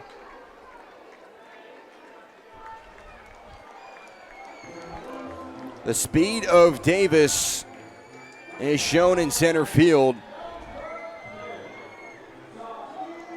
He squared up on that baseball, just a good swing. 102 off the bat, but Davis was right there covering the ground. From one center fielder to the other, you got to give props. It's a big reason why he's out there. Big time. You saw he plays over to the left side. He moved all the way over to that right side of the field in just a hurry. Yeah, he talked about his switch hitting. He said his dad instilled it in him at a very young age. So anytime you face a left-handed pitcher, bat right, and vice versa. Native of Yuma, Arizona. All conference at Cal State Fullerton.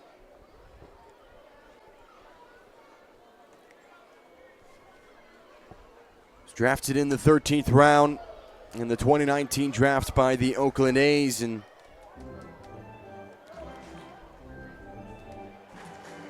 made his way through affiliated ball.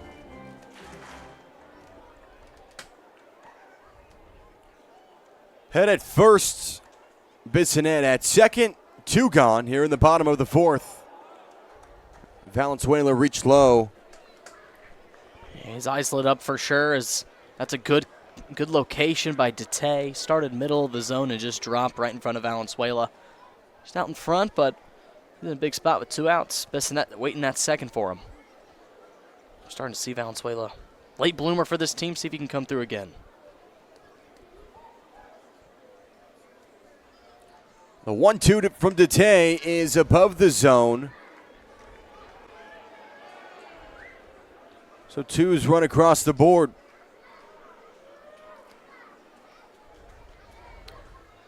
Two balls, 2 strikes, 2 outs, and 2 runners on.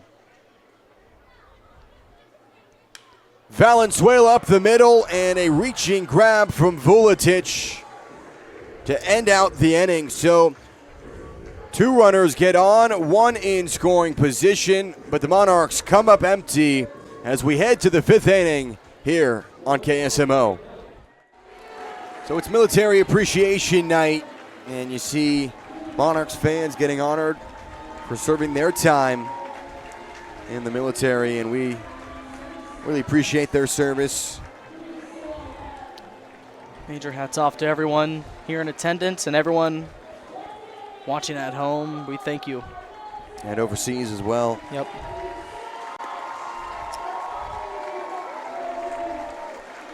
So always can make time to honor the troops. And Ryan Mandorf will step on.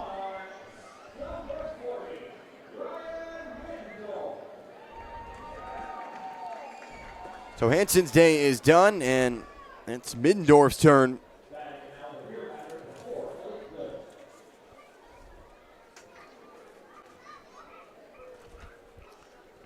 Guy that's pitched in only 6 innings this year. He's given up 5 hits, thrown 2 walks, but has had 4 Ks. He'll face the bottom of the order with Elliott Good.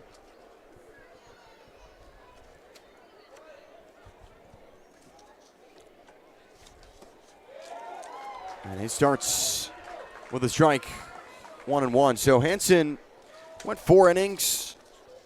Gave up 3 hits, a walk, but once again, another strikeout-heavy day from the former Oklahoma product. 7 strikeouts. I mean, he has had a great start to his year. Already up to 17 strikeout, 3 walk ratio. Absolutely amazing stuff from Hansen, and he's thrown some pretty important zeros up there in the process.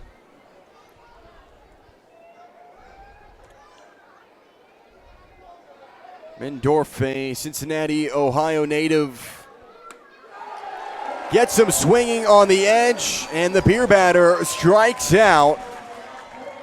So that's discounted Coors Light cans at 16 ounces, so it's a great deal.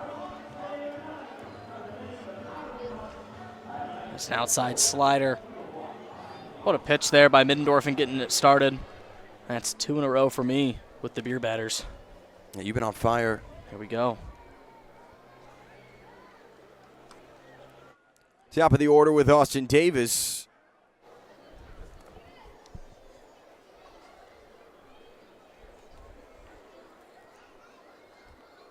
Davis 0 for 2.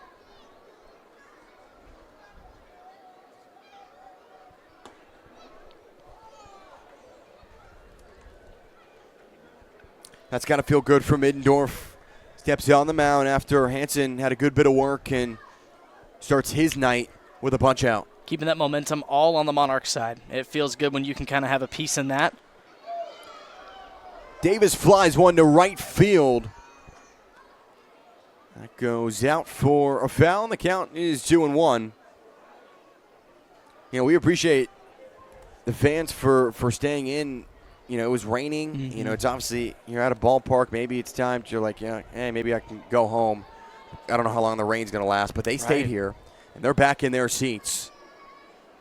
Hey, the boys in red tonight love it. They love the support here. And really close, and Davis fortunate, or Middendorf rather fortunate not to hit Davis. And we appreciate everybody on the other side for bearing with us. Yes. Shallow ground ball, and, well, that is Mandorf to meet Davis at the bag.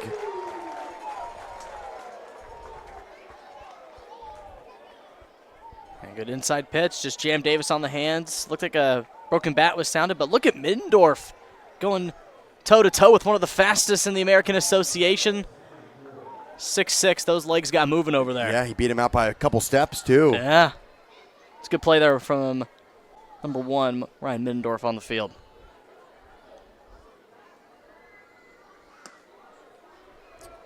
George was able to single in the third. Started his day with a pop out to Callahan. So 2 away. And the 0-1 to George.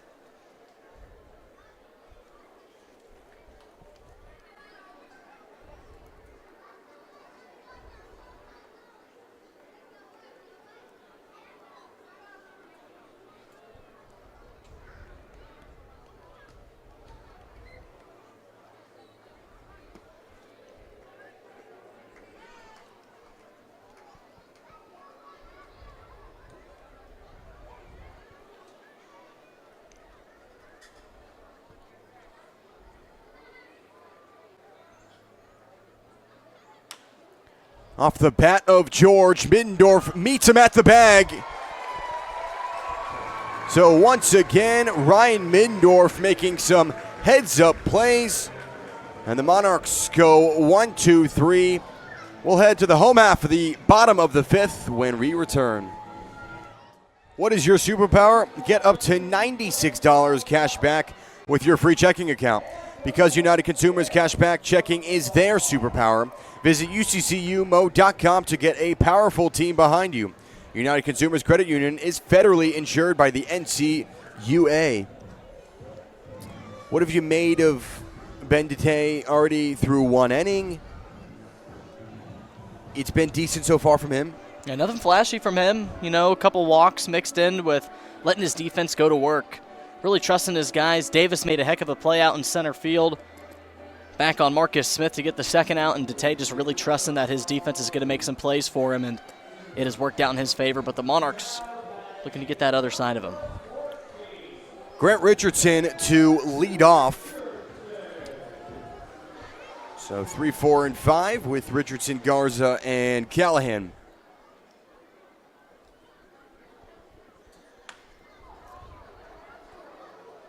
Boy, that rip towards, that looks like, is that Tyler down there? That is Tyler. Hopefully he's all right. He had to just barely duck a ball. That came off hot.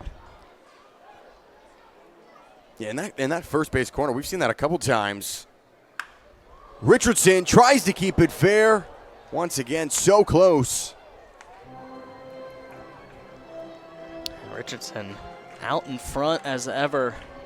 As you see here, got the hands around quick, but just quick enough as it barely, and I mean barely, got foul. He is really ahead. We'll look to see if Dete can slow it down any farther.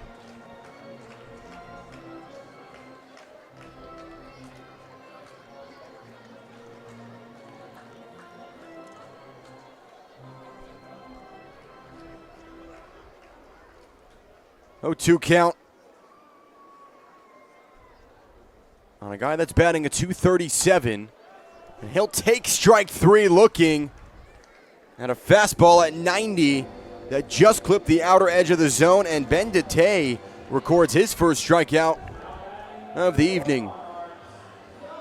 What a good one. He worked inside on Richardson. He got ahead on 2 foul balls, but wanted to go back outside, and Richardson was not expecting that. Good sequence by Dete, and it's got to feel good for him coming out with his second inning of work.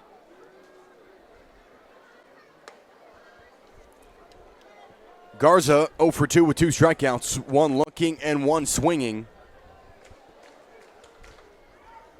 Perhaps it's his time.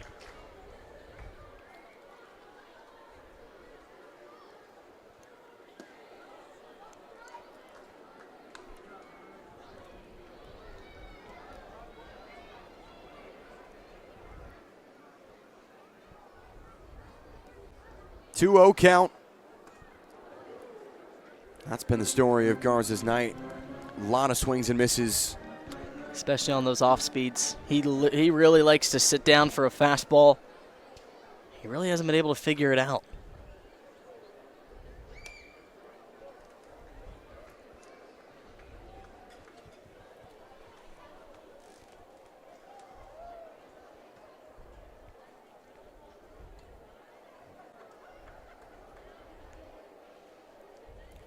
(3-1) to Garza. And Dete fights back in the count, runs it full.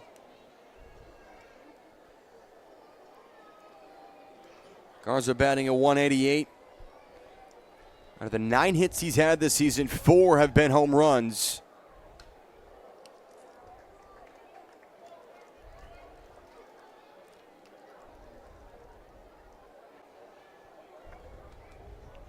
Former prospect, drafted by the hometown team in the Kansas City Royals.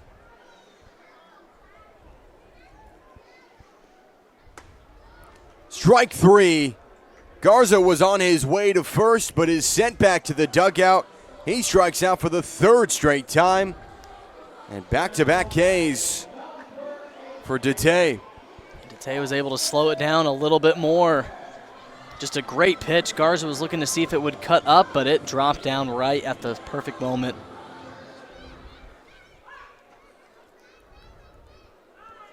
Callahan 0 for 2.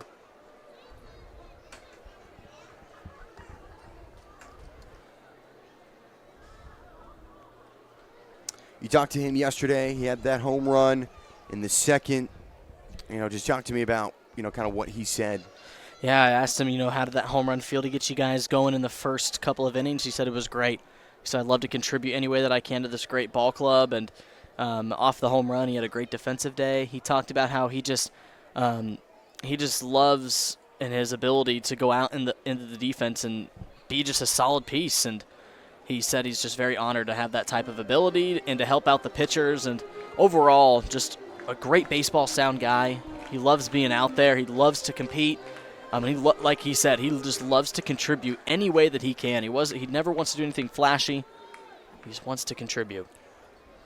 The 2-1, and Callahan looking to contribute right here. Running back and dive and making up the grab is George. Wow, that was impressive.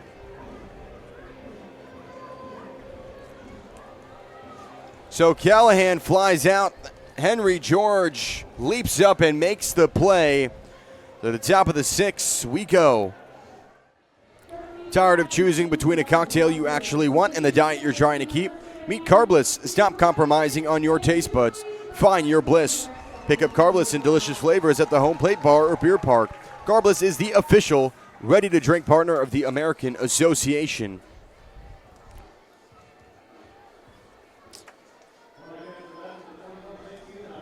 So Ryan Mandorf back on the mound, struck out the first batter, and then 2 ground outs his way. So was largely responsible for those 3 outs. It's a good outing from him. Out of the bullpen, it's exactly what you want to draw up with a guy like Mandorf.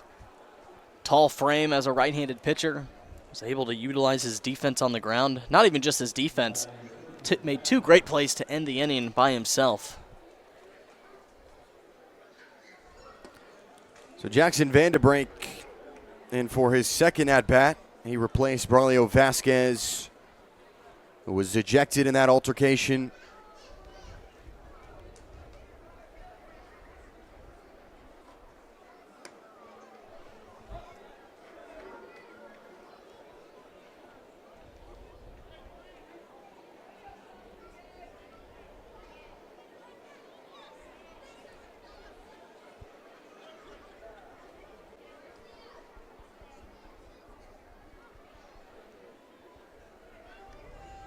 Oh, 2 skied high in the shallow center. And they couldn't locate it. That drops before Head could get to it. So lost in the light. And Vanderbreak to first. Got himself a break on the inside half. Got jammed and he just wedged it out. It was Head Valenzuela and Boone, and none of them could get a trace on it. As it was coming down, that white ball can just get lost so quick, and that's one the Monarchs are going to want back. Perhaps that can get Sioux City going. Alberto Osuna with a walk and a fly out.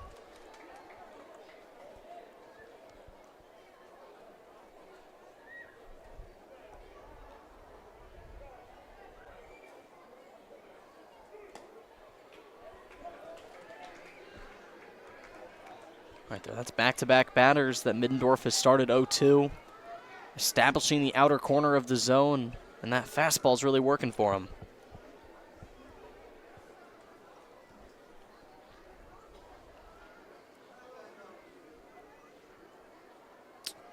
The 0-2 from Middendorf.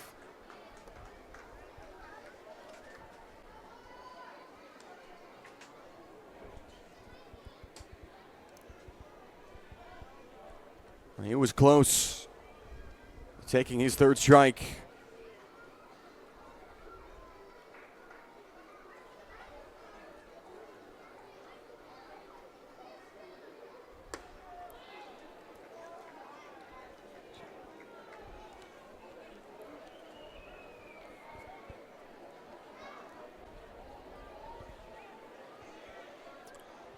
Vanderbreak with the big leadoff at first. The 1-2 popped up high towards the first baseman, Garza, who was able to locate it this time. Good comeback out there for the defense. Feel a lot more comfortable with an out on the board. Mindorf sure does. Anything that can hold Vanderbreak from getting over to second. It's a good out.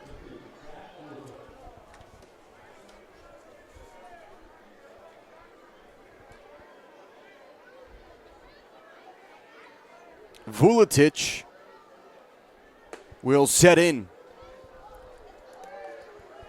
Had a single to center field in the second inning, and he struck out in the fourth.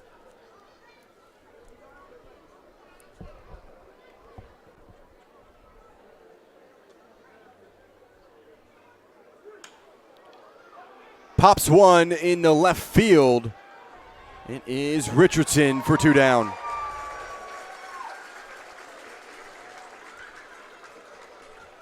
Mandorf worked way inside on that fastball.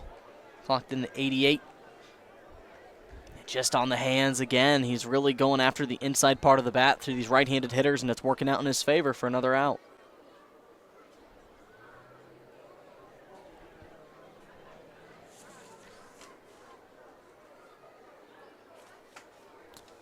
It's Zane Denton. Was able to record a base hit in the fourth inning.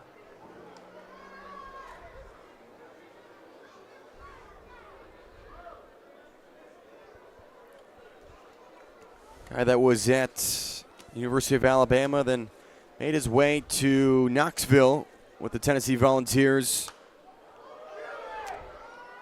Was part of that College World Series team that made it all the way to Omaha in 2023. So once again, another big-time player who's played in some huge games at the collegiate level, really the biggest. Very much the biggest level, as you know, regionals going on right now. A lot of thoughts and talks about college baseball. He's seen the best SEC. That conference is very loaded over there, and seen it with two of the best programs, Alabama and Tennessee. Tony Vitello was his manager over there in 23. Great coach over at San Francisco now with the Giants. He's came up through some good ranks.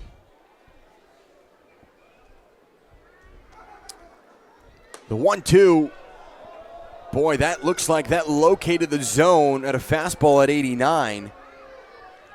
Nonetheless, it called a ball 2-2 count.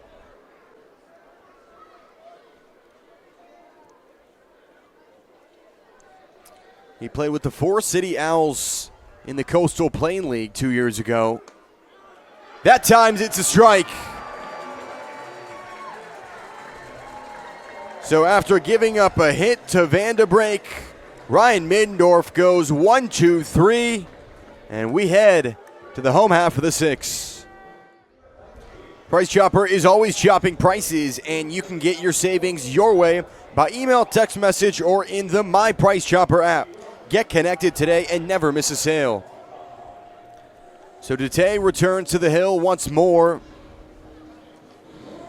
for his third inning. Had his best inning of work in the fifth, 2 strikeouts, and he went 3 up and 3 down. Backwards K's as well. Really froze these Monarchs on the outer half, and he'll be facing against some guys that have been pretty hot as of recent, but for Dete coming out of the pen, getting a couple base runners on with 2 walks, a good comeback inning. We'll see if he can continue that rolling for Sioux City. Trevor Boone here to lead off Boone, Lindley, and Besonette. 6, 7, and 8 in the order. Monarchs only 3 hits, but 4 runs to go with it. Huge hits, like you've been talking about.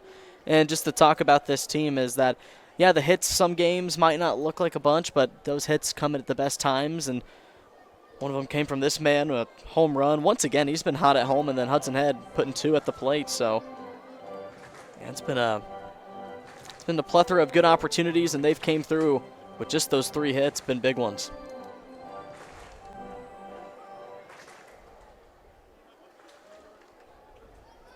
One to Boone upstairs.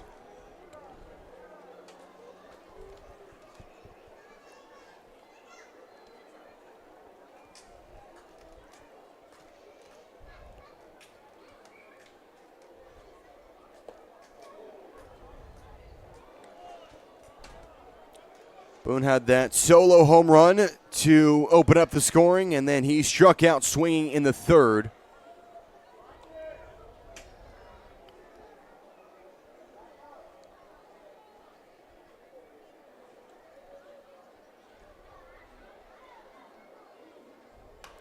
Two popped up high in the air.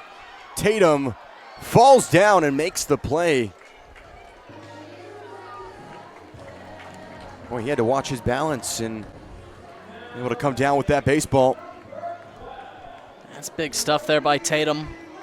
Up in the zone, and Boone way under it, just chopped underneath, and Tatum under the lights gets the catch, and he is able to secure it on the tumble. Great play there by Tatum behind the dish. So Lindley has been walked twice, but in the 4th inning he was thrown out at second.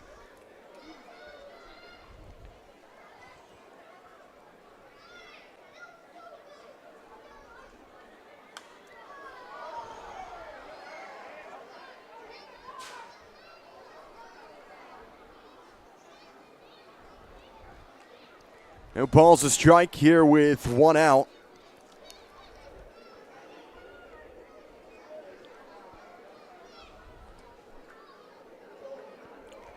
It's been zeros the entire way for both teams, except Kansas City with a 4-run inning in the second. That is where we stand.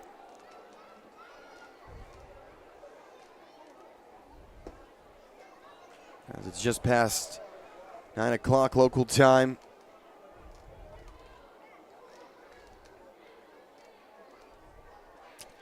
Had a rain delay, had a lot going on in this one. The Monarchs still holding strong with this 4-run advantage.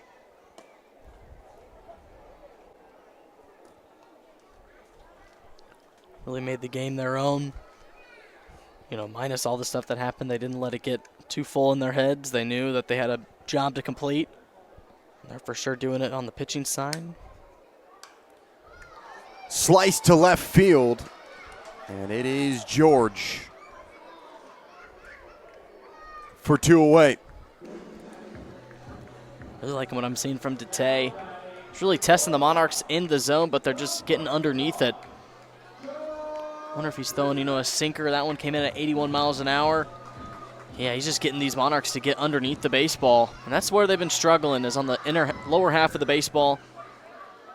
Just a couple of guys have been able to square it up tonight.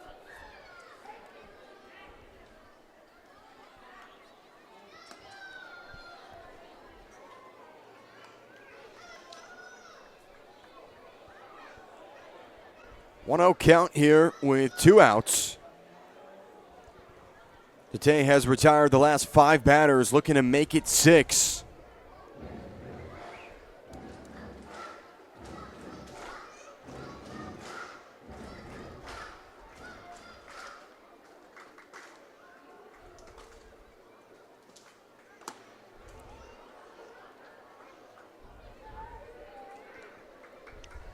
Josh Besonette opened up his day with a single in the second inning and then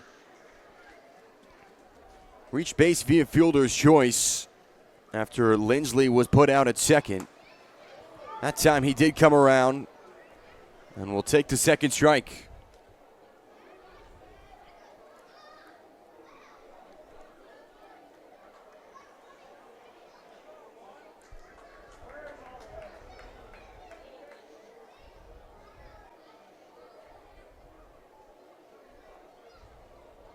2-2 from Tate.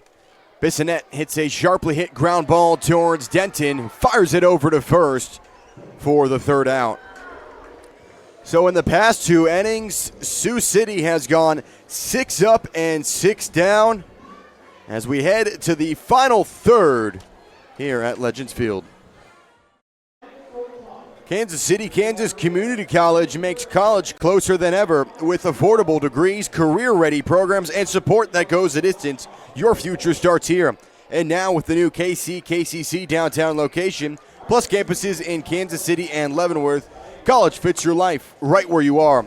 It's easy to make your next move. Summer classes begin June 1st. Learn more at kccc.edu. So the third pitcher out of the bullpen, Stefan Moore, will step in.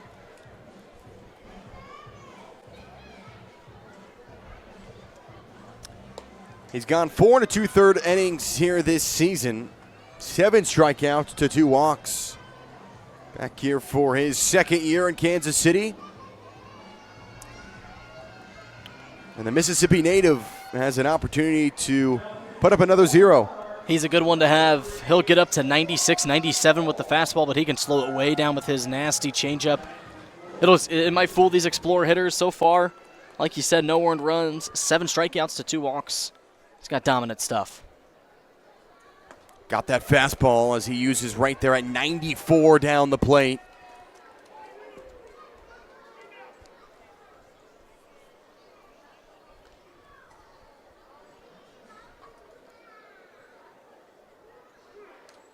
Nine combined strikeouts between Hansen and Mandorf. Austin Hansen responsible for 7 of them. But Dylan Tatum, who's 0 for 1, was hit by a pitch in the 4th inning.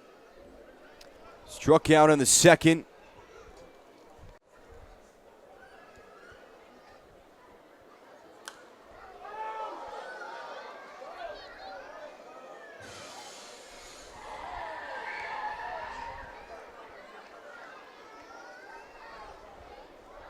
Six straight zeros the Monarchs have putting up on the defensive side. How have they been able to do it?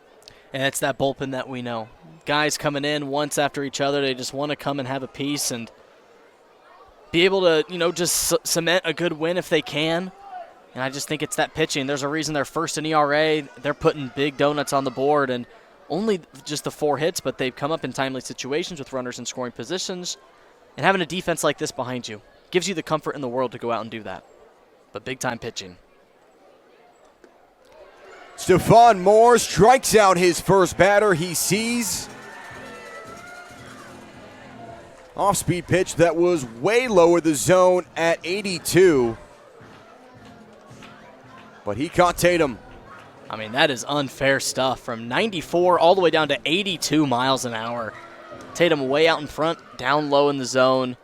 That's just the ability by Stefan Moore to be able to matriculate down to different types of pitches.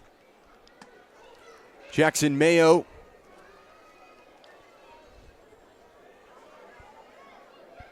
who's 0 for 2 with a strikeout.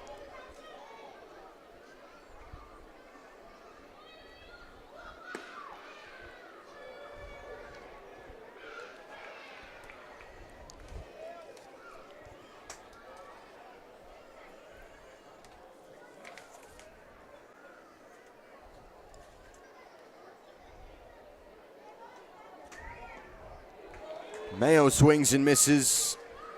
He's a guy that joined the Explorers after playing 4 seasons at South Florida. Started in 54, 55 games. Second on the team with 7 home runs. So a young prospect who will receive the second strike, and the count runs at 2 apiece. Moore's a very strike-heavy pitcher. 9 pitches, 6 of those strikes. He's able to work his way back in counts. When you have a fastball like that, you can establish it anywhere in the zone. He goes right back to his fastball, paints the zone at 94, sends Mayo down for the second straight punch-out. What a pitch there by Moore. Again, he's comfortable with the fastball, and all he has to do is just blow it right by these Explorers hitters. You know, they saw Mandorf, Hansen averaging around 90, 89. They have not been able to see anything out of Moore's hands so far through the first 2 batters. He's really working easy.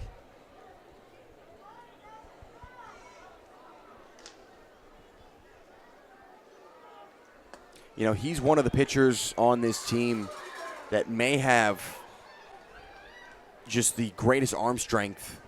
I mean, he's touching 94. That fastball came in at 95 just a second ago.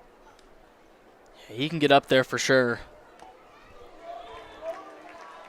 And just like that, ahead of the count, 0-2.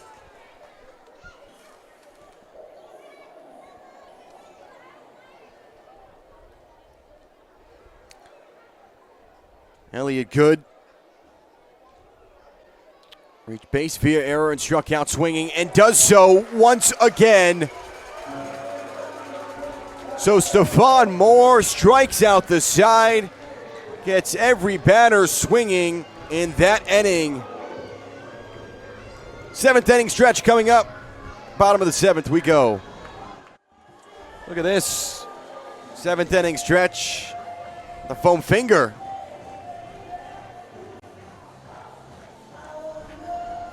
Fans having a great time at Legends Field, and what is there not to smile about? Oh, there we go.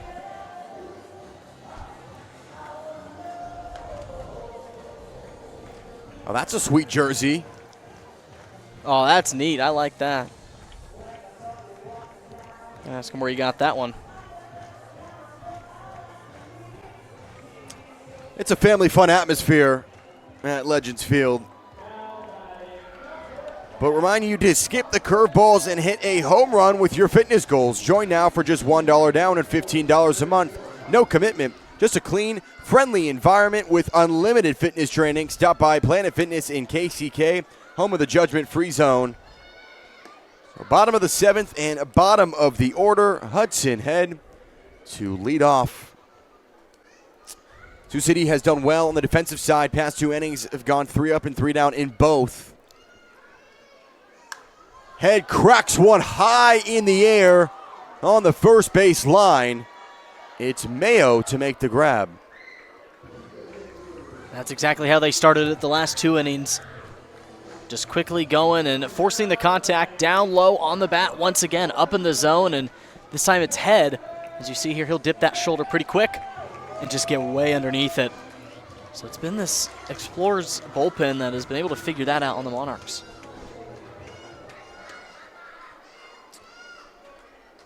Marcus Smith, 0 for 2 with the sac fly.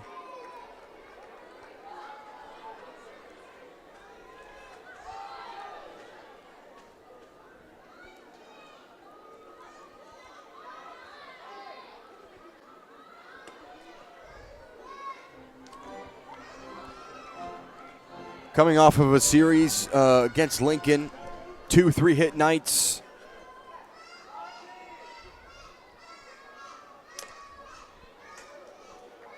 Last night was able to register a hit as well. And even though he hasn't had anything tonight, Jackson, in terms of like him getting on base, and that sac fly in the second. Sometimes those speak louder than any words that you can say, especially when, you know, you've been hot at the plate you can't manage to muscle out a hit. You have a runner at third, and all you got to do is put it into the outfield. So he's a big contribution if the Monarchs come away with the win, and he's been a big contributing factor to this team.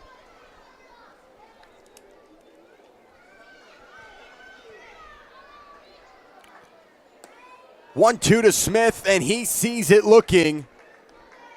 So the new pitcher, Rob Hughes, starts his day off with a strikeout.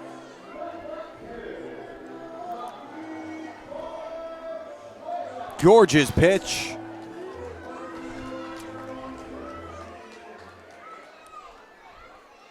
So Hughes, the native of Rock Hill, South Carolina. Former Clemson Tiger in the ACC.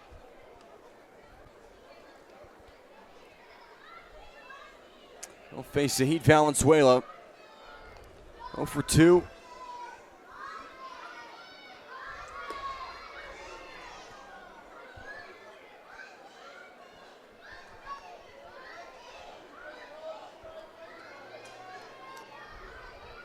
So 2-out count here on Valenzuela.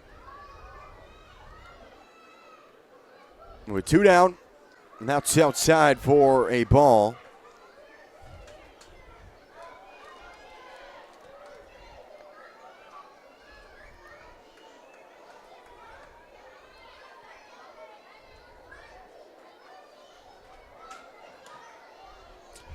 So Valenzuela will see 4 straight balls.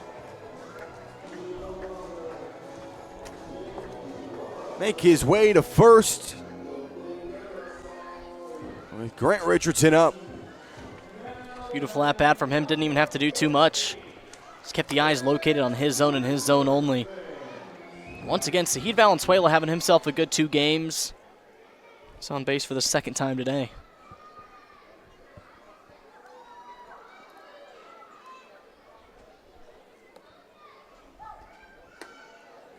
Check swings at the first pitch.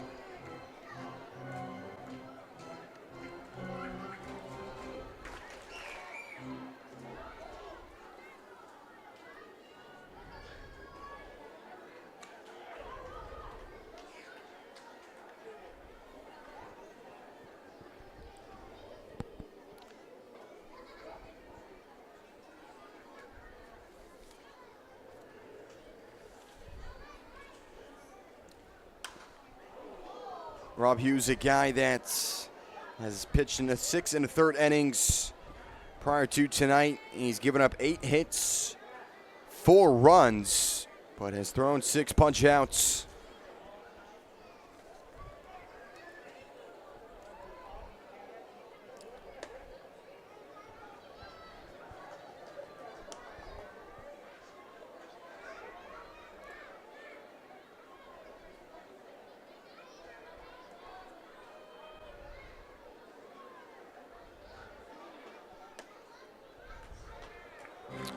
Struggling to find the zone as of recent. 3 balls and a strike.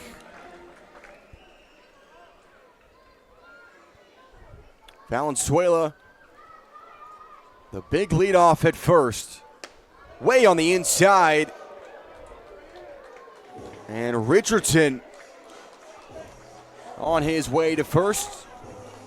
That puts 2 runners on. It's been a different story tonight for the Monarchs.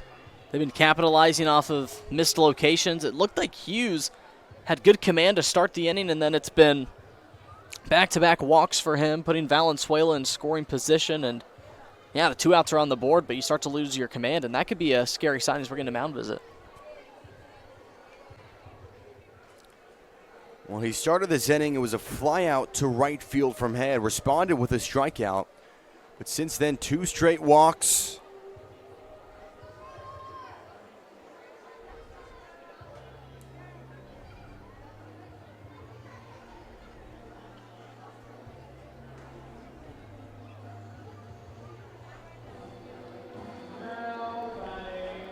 Pitching coach Bobby Post.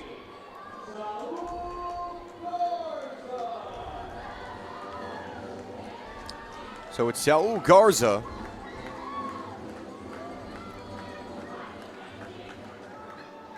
0 for 3 with 3 strikeouts.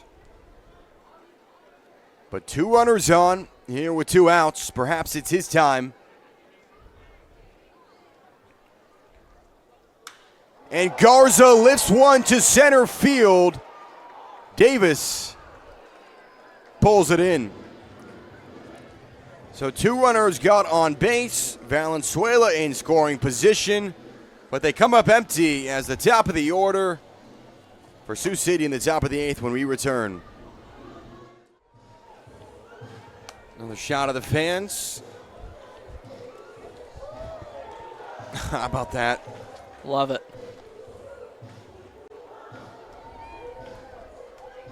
The kiss cam.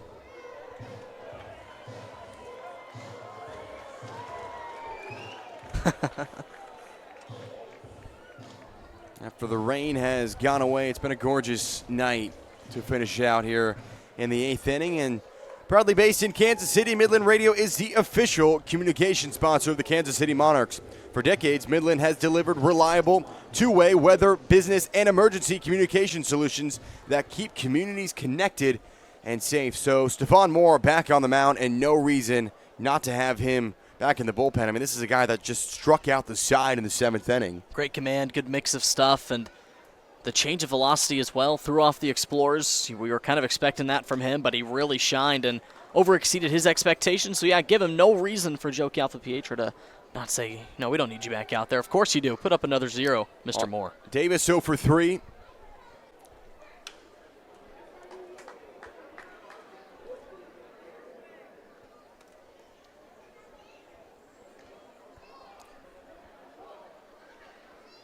Recorded a hit in his first at-bat yesterday, but since that point, hasn't been able to get on base.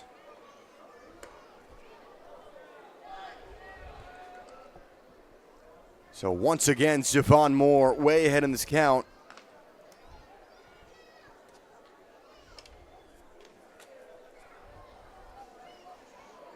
Oh, 2 with a chopper towards Callahan, who races towards the ball on the line and makes the play. That is what he can do. Like you said, just defensively sound over there at third base.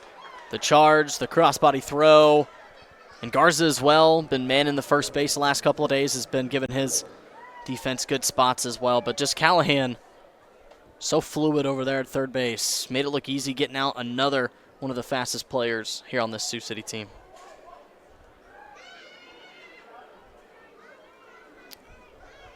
So it's George with a single in the 3rd. Rockets one. High in the air, Valenzuela for 2 down.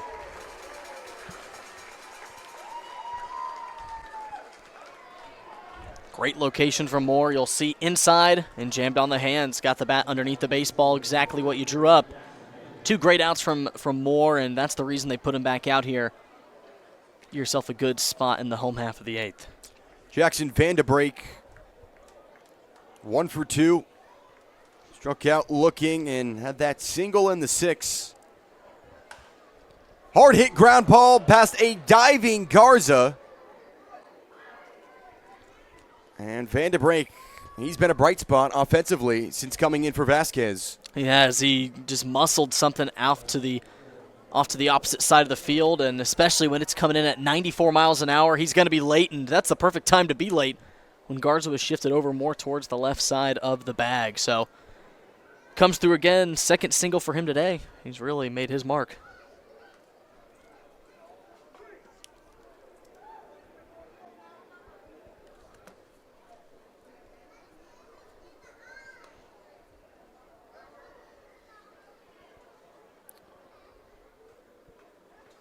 One-0 count. Vanderbreak stands at first. Alberto Osuna swings and misses. He was walked in the 2nd, but flew out to center and popped out to first. Since that moment,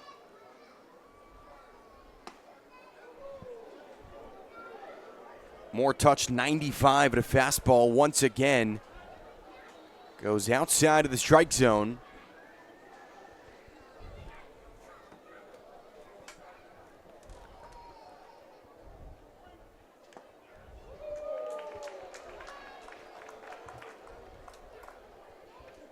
when you can go from 95 and then to 82 just on one pitch, and it's a 13-mile-per-hour difference, it shows you have a lot of versatility. A lot of versatility. Swiss Army knife when it comes to just being able to relocate your zone with the velocity. So that one just missed bottom half, but like you said, he's the piece that these Monarchs have been looking for a long time, and they're glad to have him back. But being able to mix it, I mean, that comes to a lot of your pitch grips and just your ability to come through with the arm slot. Payoff down the plate for strike 3. That's the 4th strikeout in 7 batters for Stefan Moore. Does his job once again. To the bottom of the 8th here on KSMO. Rogers Wholesale Liquors is Kansas City go-to for good times. For Generation Z, Rogers Wholesale Liquors has been keeping KC hydrated for over 60 years. No matter what you're celebrating, do it with Rogers Wholesale Liquors. Please drink responsibly. So perhaps the last pitcher on the mound for Sioux City, Trey Morrill, the Loma, Colorado native, has gone 5 1/3 this year with a 1.69 ERA. He struck out 7 batters to go with 7 walks. So Rob Hughes' day is done. Went 1 inning, 2 walks, and a strikeout.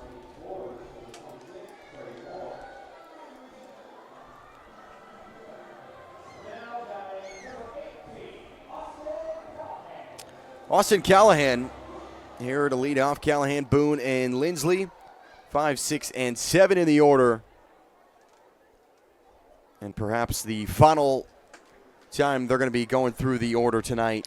That's what they hope. You know, go out there, maybe give yourself an insurance run. But even 4 runs, I mean, that can be tied with just one swing of the bat if it comes to it. But I feel like they built themselves a lot of zeros coming up, so the momentum's definitely on the pitching side. Well, we even saw just a week ago where Lake Country was up 4-0.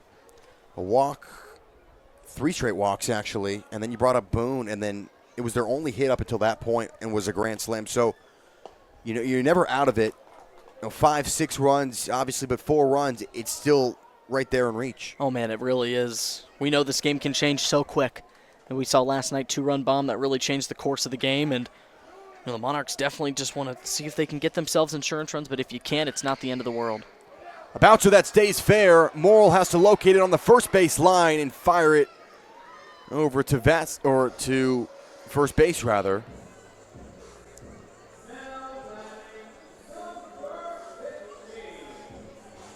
Kind of an awkward play, but Morrill picks it up and delivers. And these pitchers have been put to work, especially with the PFPs. Just right in front of them, made another good throw. Callahan is a speedy guy, so had to get something off quick.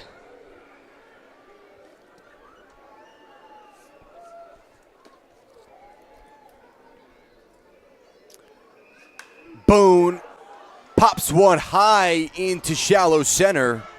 It's Vuletich with the second out. That's all you can ask for from Hughes. Look at that once again. Up in the zone, and these Monarchs still just can't square it here in the later half of the game. Underneath that one is Boone, as he had a good level swing. Just cannot meet the lumber. That's 2 good outs from Hughes as they're looking to get back to the away hitting half soon.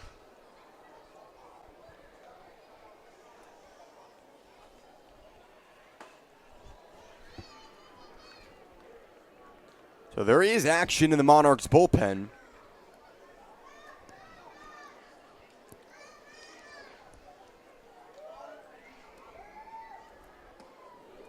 You wonder who it's going to be. Last night we saw Durbin Feltman, who did an amazing job. Went 1, 2, 3. Stefan Moore, 4 strikeouts here today. But they're looking for that closer. So 2 away, the 0-2 to Lindley. Skied high towards the third baseman. That looks to be Vanderbreak over there. Does he make the catch on the netting? Looks like he doesn't. Hobbling off. Looks like he was going over towards the net. And to take a seat there on the ledge. So he gave it a valiant effort. Wasn't able to track it down as that ball caught that wind, headed into left, and it sorted over the net. So works out for Lindsley's favor.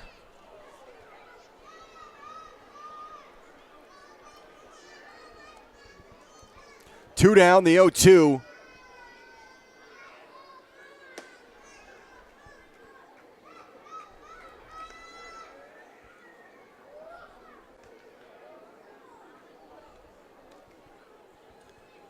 Zeros the entire way except the second inning. And it paid off for him. 8 combined hits, but Kansas City found a way to pounce and take advantage of that momentum after Boone had that solo home run. Lindsley walked, Besonette had that single, and then Hudson Head made his day with an RBI triple. This goes over to Vanderbreak. And he grabs the final out of the 8th inning. So to the 9th inning we go. Kansas City holding on to this 4-0 lead. We'll step aside. Fans on the Jumbotron. There we go. Get everybody pumped up. It's been an exciting night to say the least. There we go. That's awesome to see. So it's a new pitcher on the mound for Kansas City, but it's not that new. Durbin Feltman just pitched last night. He's going to look to do so once again. He went 1-2-3 in the 9th inning. And a guy that's had 8 strikeouts to 1 walk. Former AAA products with the Red Sox. And his slider is something as well. It is. It's nasty stuff. You're right on that. I mean, he is able to establish a quick zone. If it's not going to be a strikeout, it's going to be a defensive out. And this man is who you want here in the 9th to try and close out a win here in Game 2 of Game 3 series. Looking to start it off with Zach Vuletic.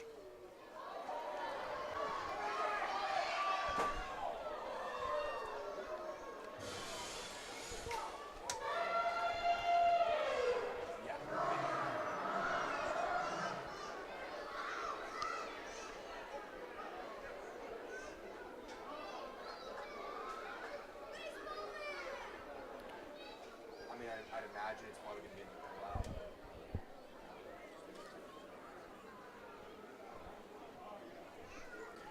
loud. 0-1. Hit high towards left field, but it's Richardson with an easy grab.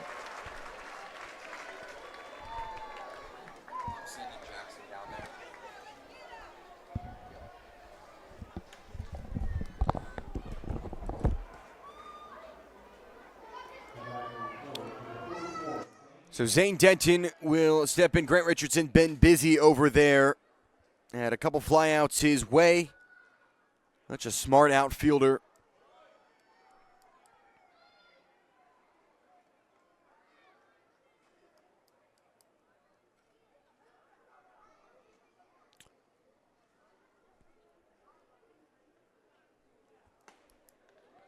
So Denton 1 for 3, had that single in the 4th inning.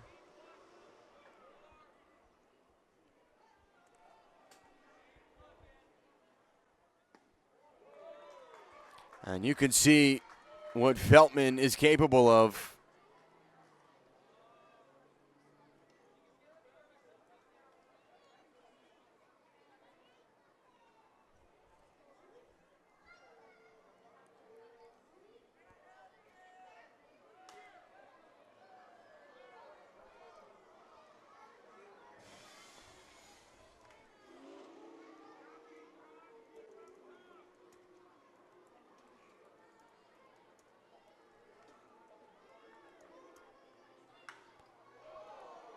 Smoked to center, ranging back his head for 2 down.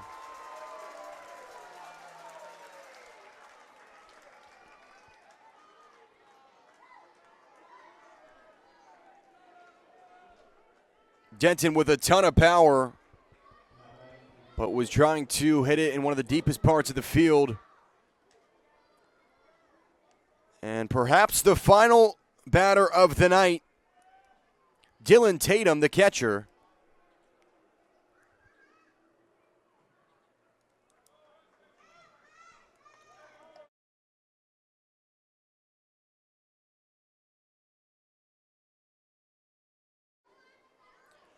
The 1-0.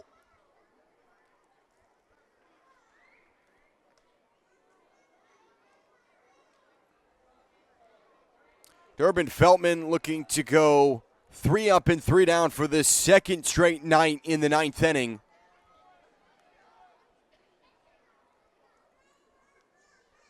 Two-0 count.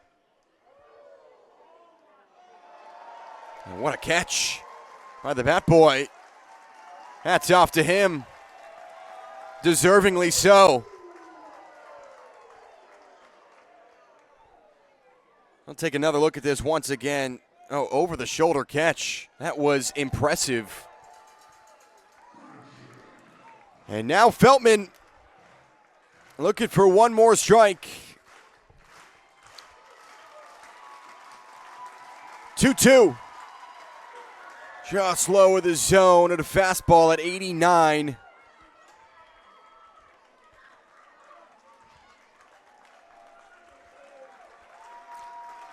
Durbin Feltman, the Texas native, the payoff. Low of the zone, and Monarchs fans are going to have to wait a little bit longer.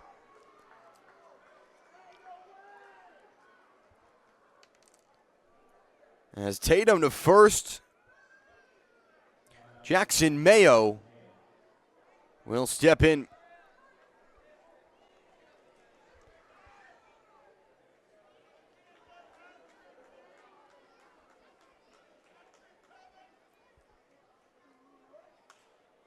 Mayo pops it up. Lindley tracks it down, slides, and did everything right but the catch. Boy, what a way that would have been to end it.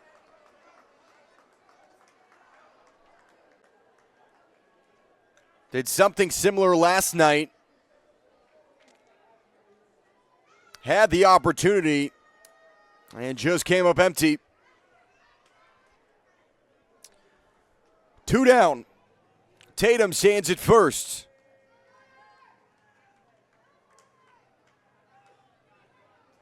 And a wild pitch that will allow Tatum to get in scoring position.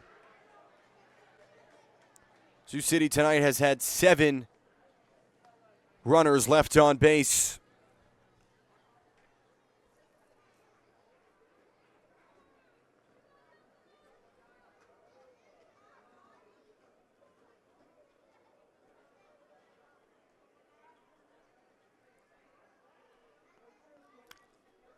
Oh, 1 to Mayo.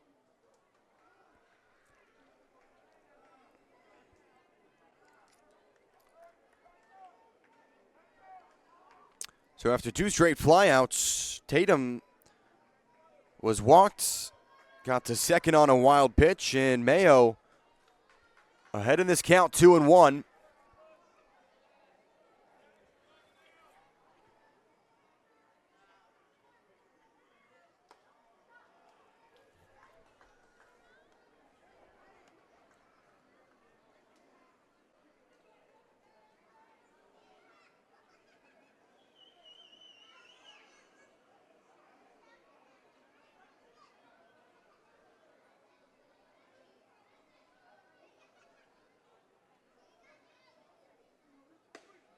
Above the zone, and for the second straight time, Feltman walks the batter, and that puts 2 runners on, and things starting to get a little interesting.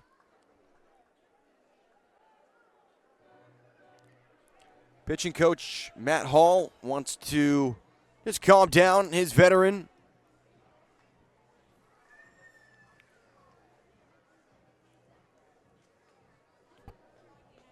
There is action in the bullpen.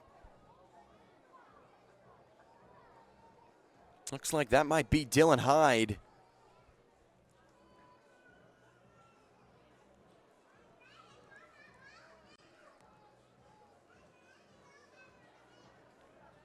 Yeah, it is.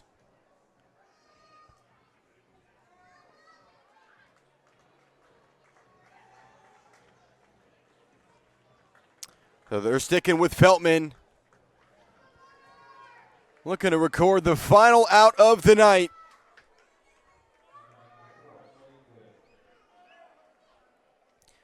Bottom of the order with Elliott good.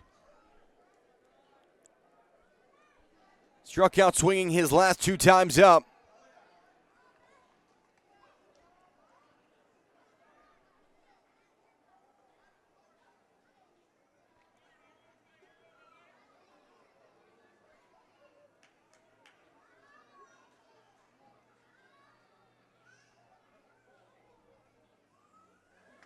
One-0 down the plate. That was a big strike.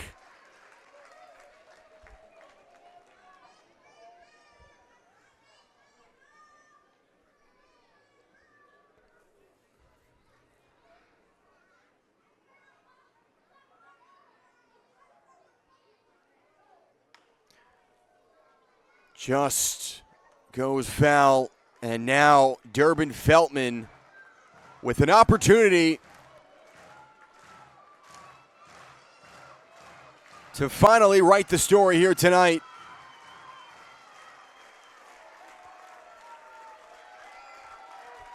Fans on their feet.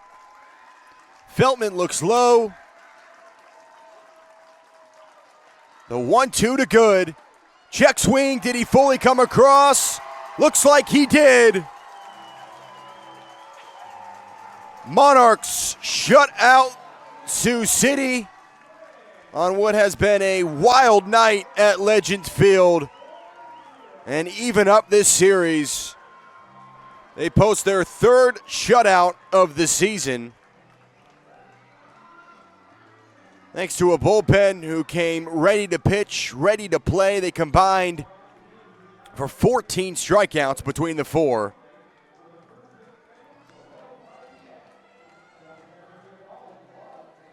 Manager Joe Calfa-Pietro smiles. Feltman remained strong and poised. And they were able to get it done.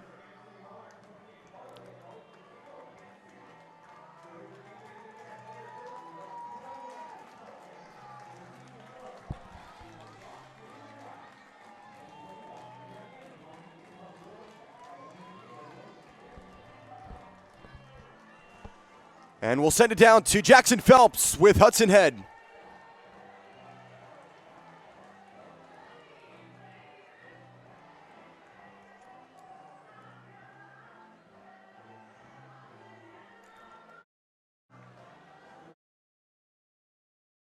We'll give it a moment as Kansas City, their 8th win of the season, and able to get back this series.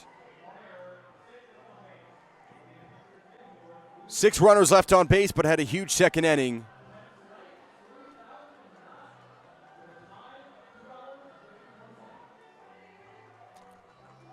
Jackson with Hudson Head. Hey, thanks, guys. Here was Hudson Head. Hudson, I just want to go back to that 2 RBI triple back in the second. Just what were you looking for in that at-bat, and how big was it to get the offense going? You know, I was just trying to be aggressive early. You know, it's important to start the game off hot. And, you know, I got a good pitch to hit, and I was able to do something with it. I love that. You know, next up, you know, you've been able to contribute the last 2 games here at home. How has your approach been evolving recently? I'm just trying to keep it simple, you know. Preparation has been where I've needed it to be, and I'm just trusting it. You know, trusting myself and just trying to have fun up there. Coming off the road stretch here in Game 2 of the series, how important is it to get a hard-fought win in front of this home crowd here? Oh, it's fantastic. Once you get these fans behind us, you know, we feel it. We get the momentum going. It feels great. Awesome. Thanks, Hudson. Thank you so much. That was Hudson Head. The Monarchs take the 2nd game of the series. So the Monarchs back in the win category after losing last night and able to grab what was a 4-run second inning. And we'll just take a look. Trevor Boone got it going at that solo home run over the left field wall, and what he did once again. And then you take it later in the inning. Hudson Head smashed one to right field to bring home both Lindley and a sliding Besonette. And then you had Marcus Smith, who flew out to center, which brought home Head. And then, tensions rose. Things got heated. Manager Steve Montgomery wanted to talk things over. And then, the benches cleared. Everything was on the line at that point. But both teams able to look for the third game of the series tomorrow and looking to clinch the final game of the set. But it was a terrific night to be a Monarchs fan. Austin Hansen earned the win with 4 innings, went 3 hits, 7 strikeouts, as the post-game fireworks are underway. So for my partner Jackson Phelps, for myself, Joey Fear, and our entire production crew, saying so long from Legends Field. We'll see you right back here tomorrow at 1 o'clock. So long, everybody.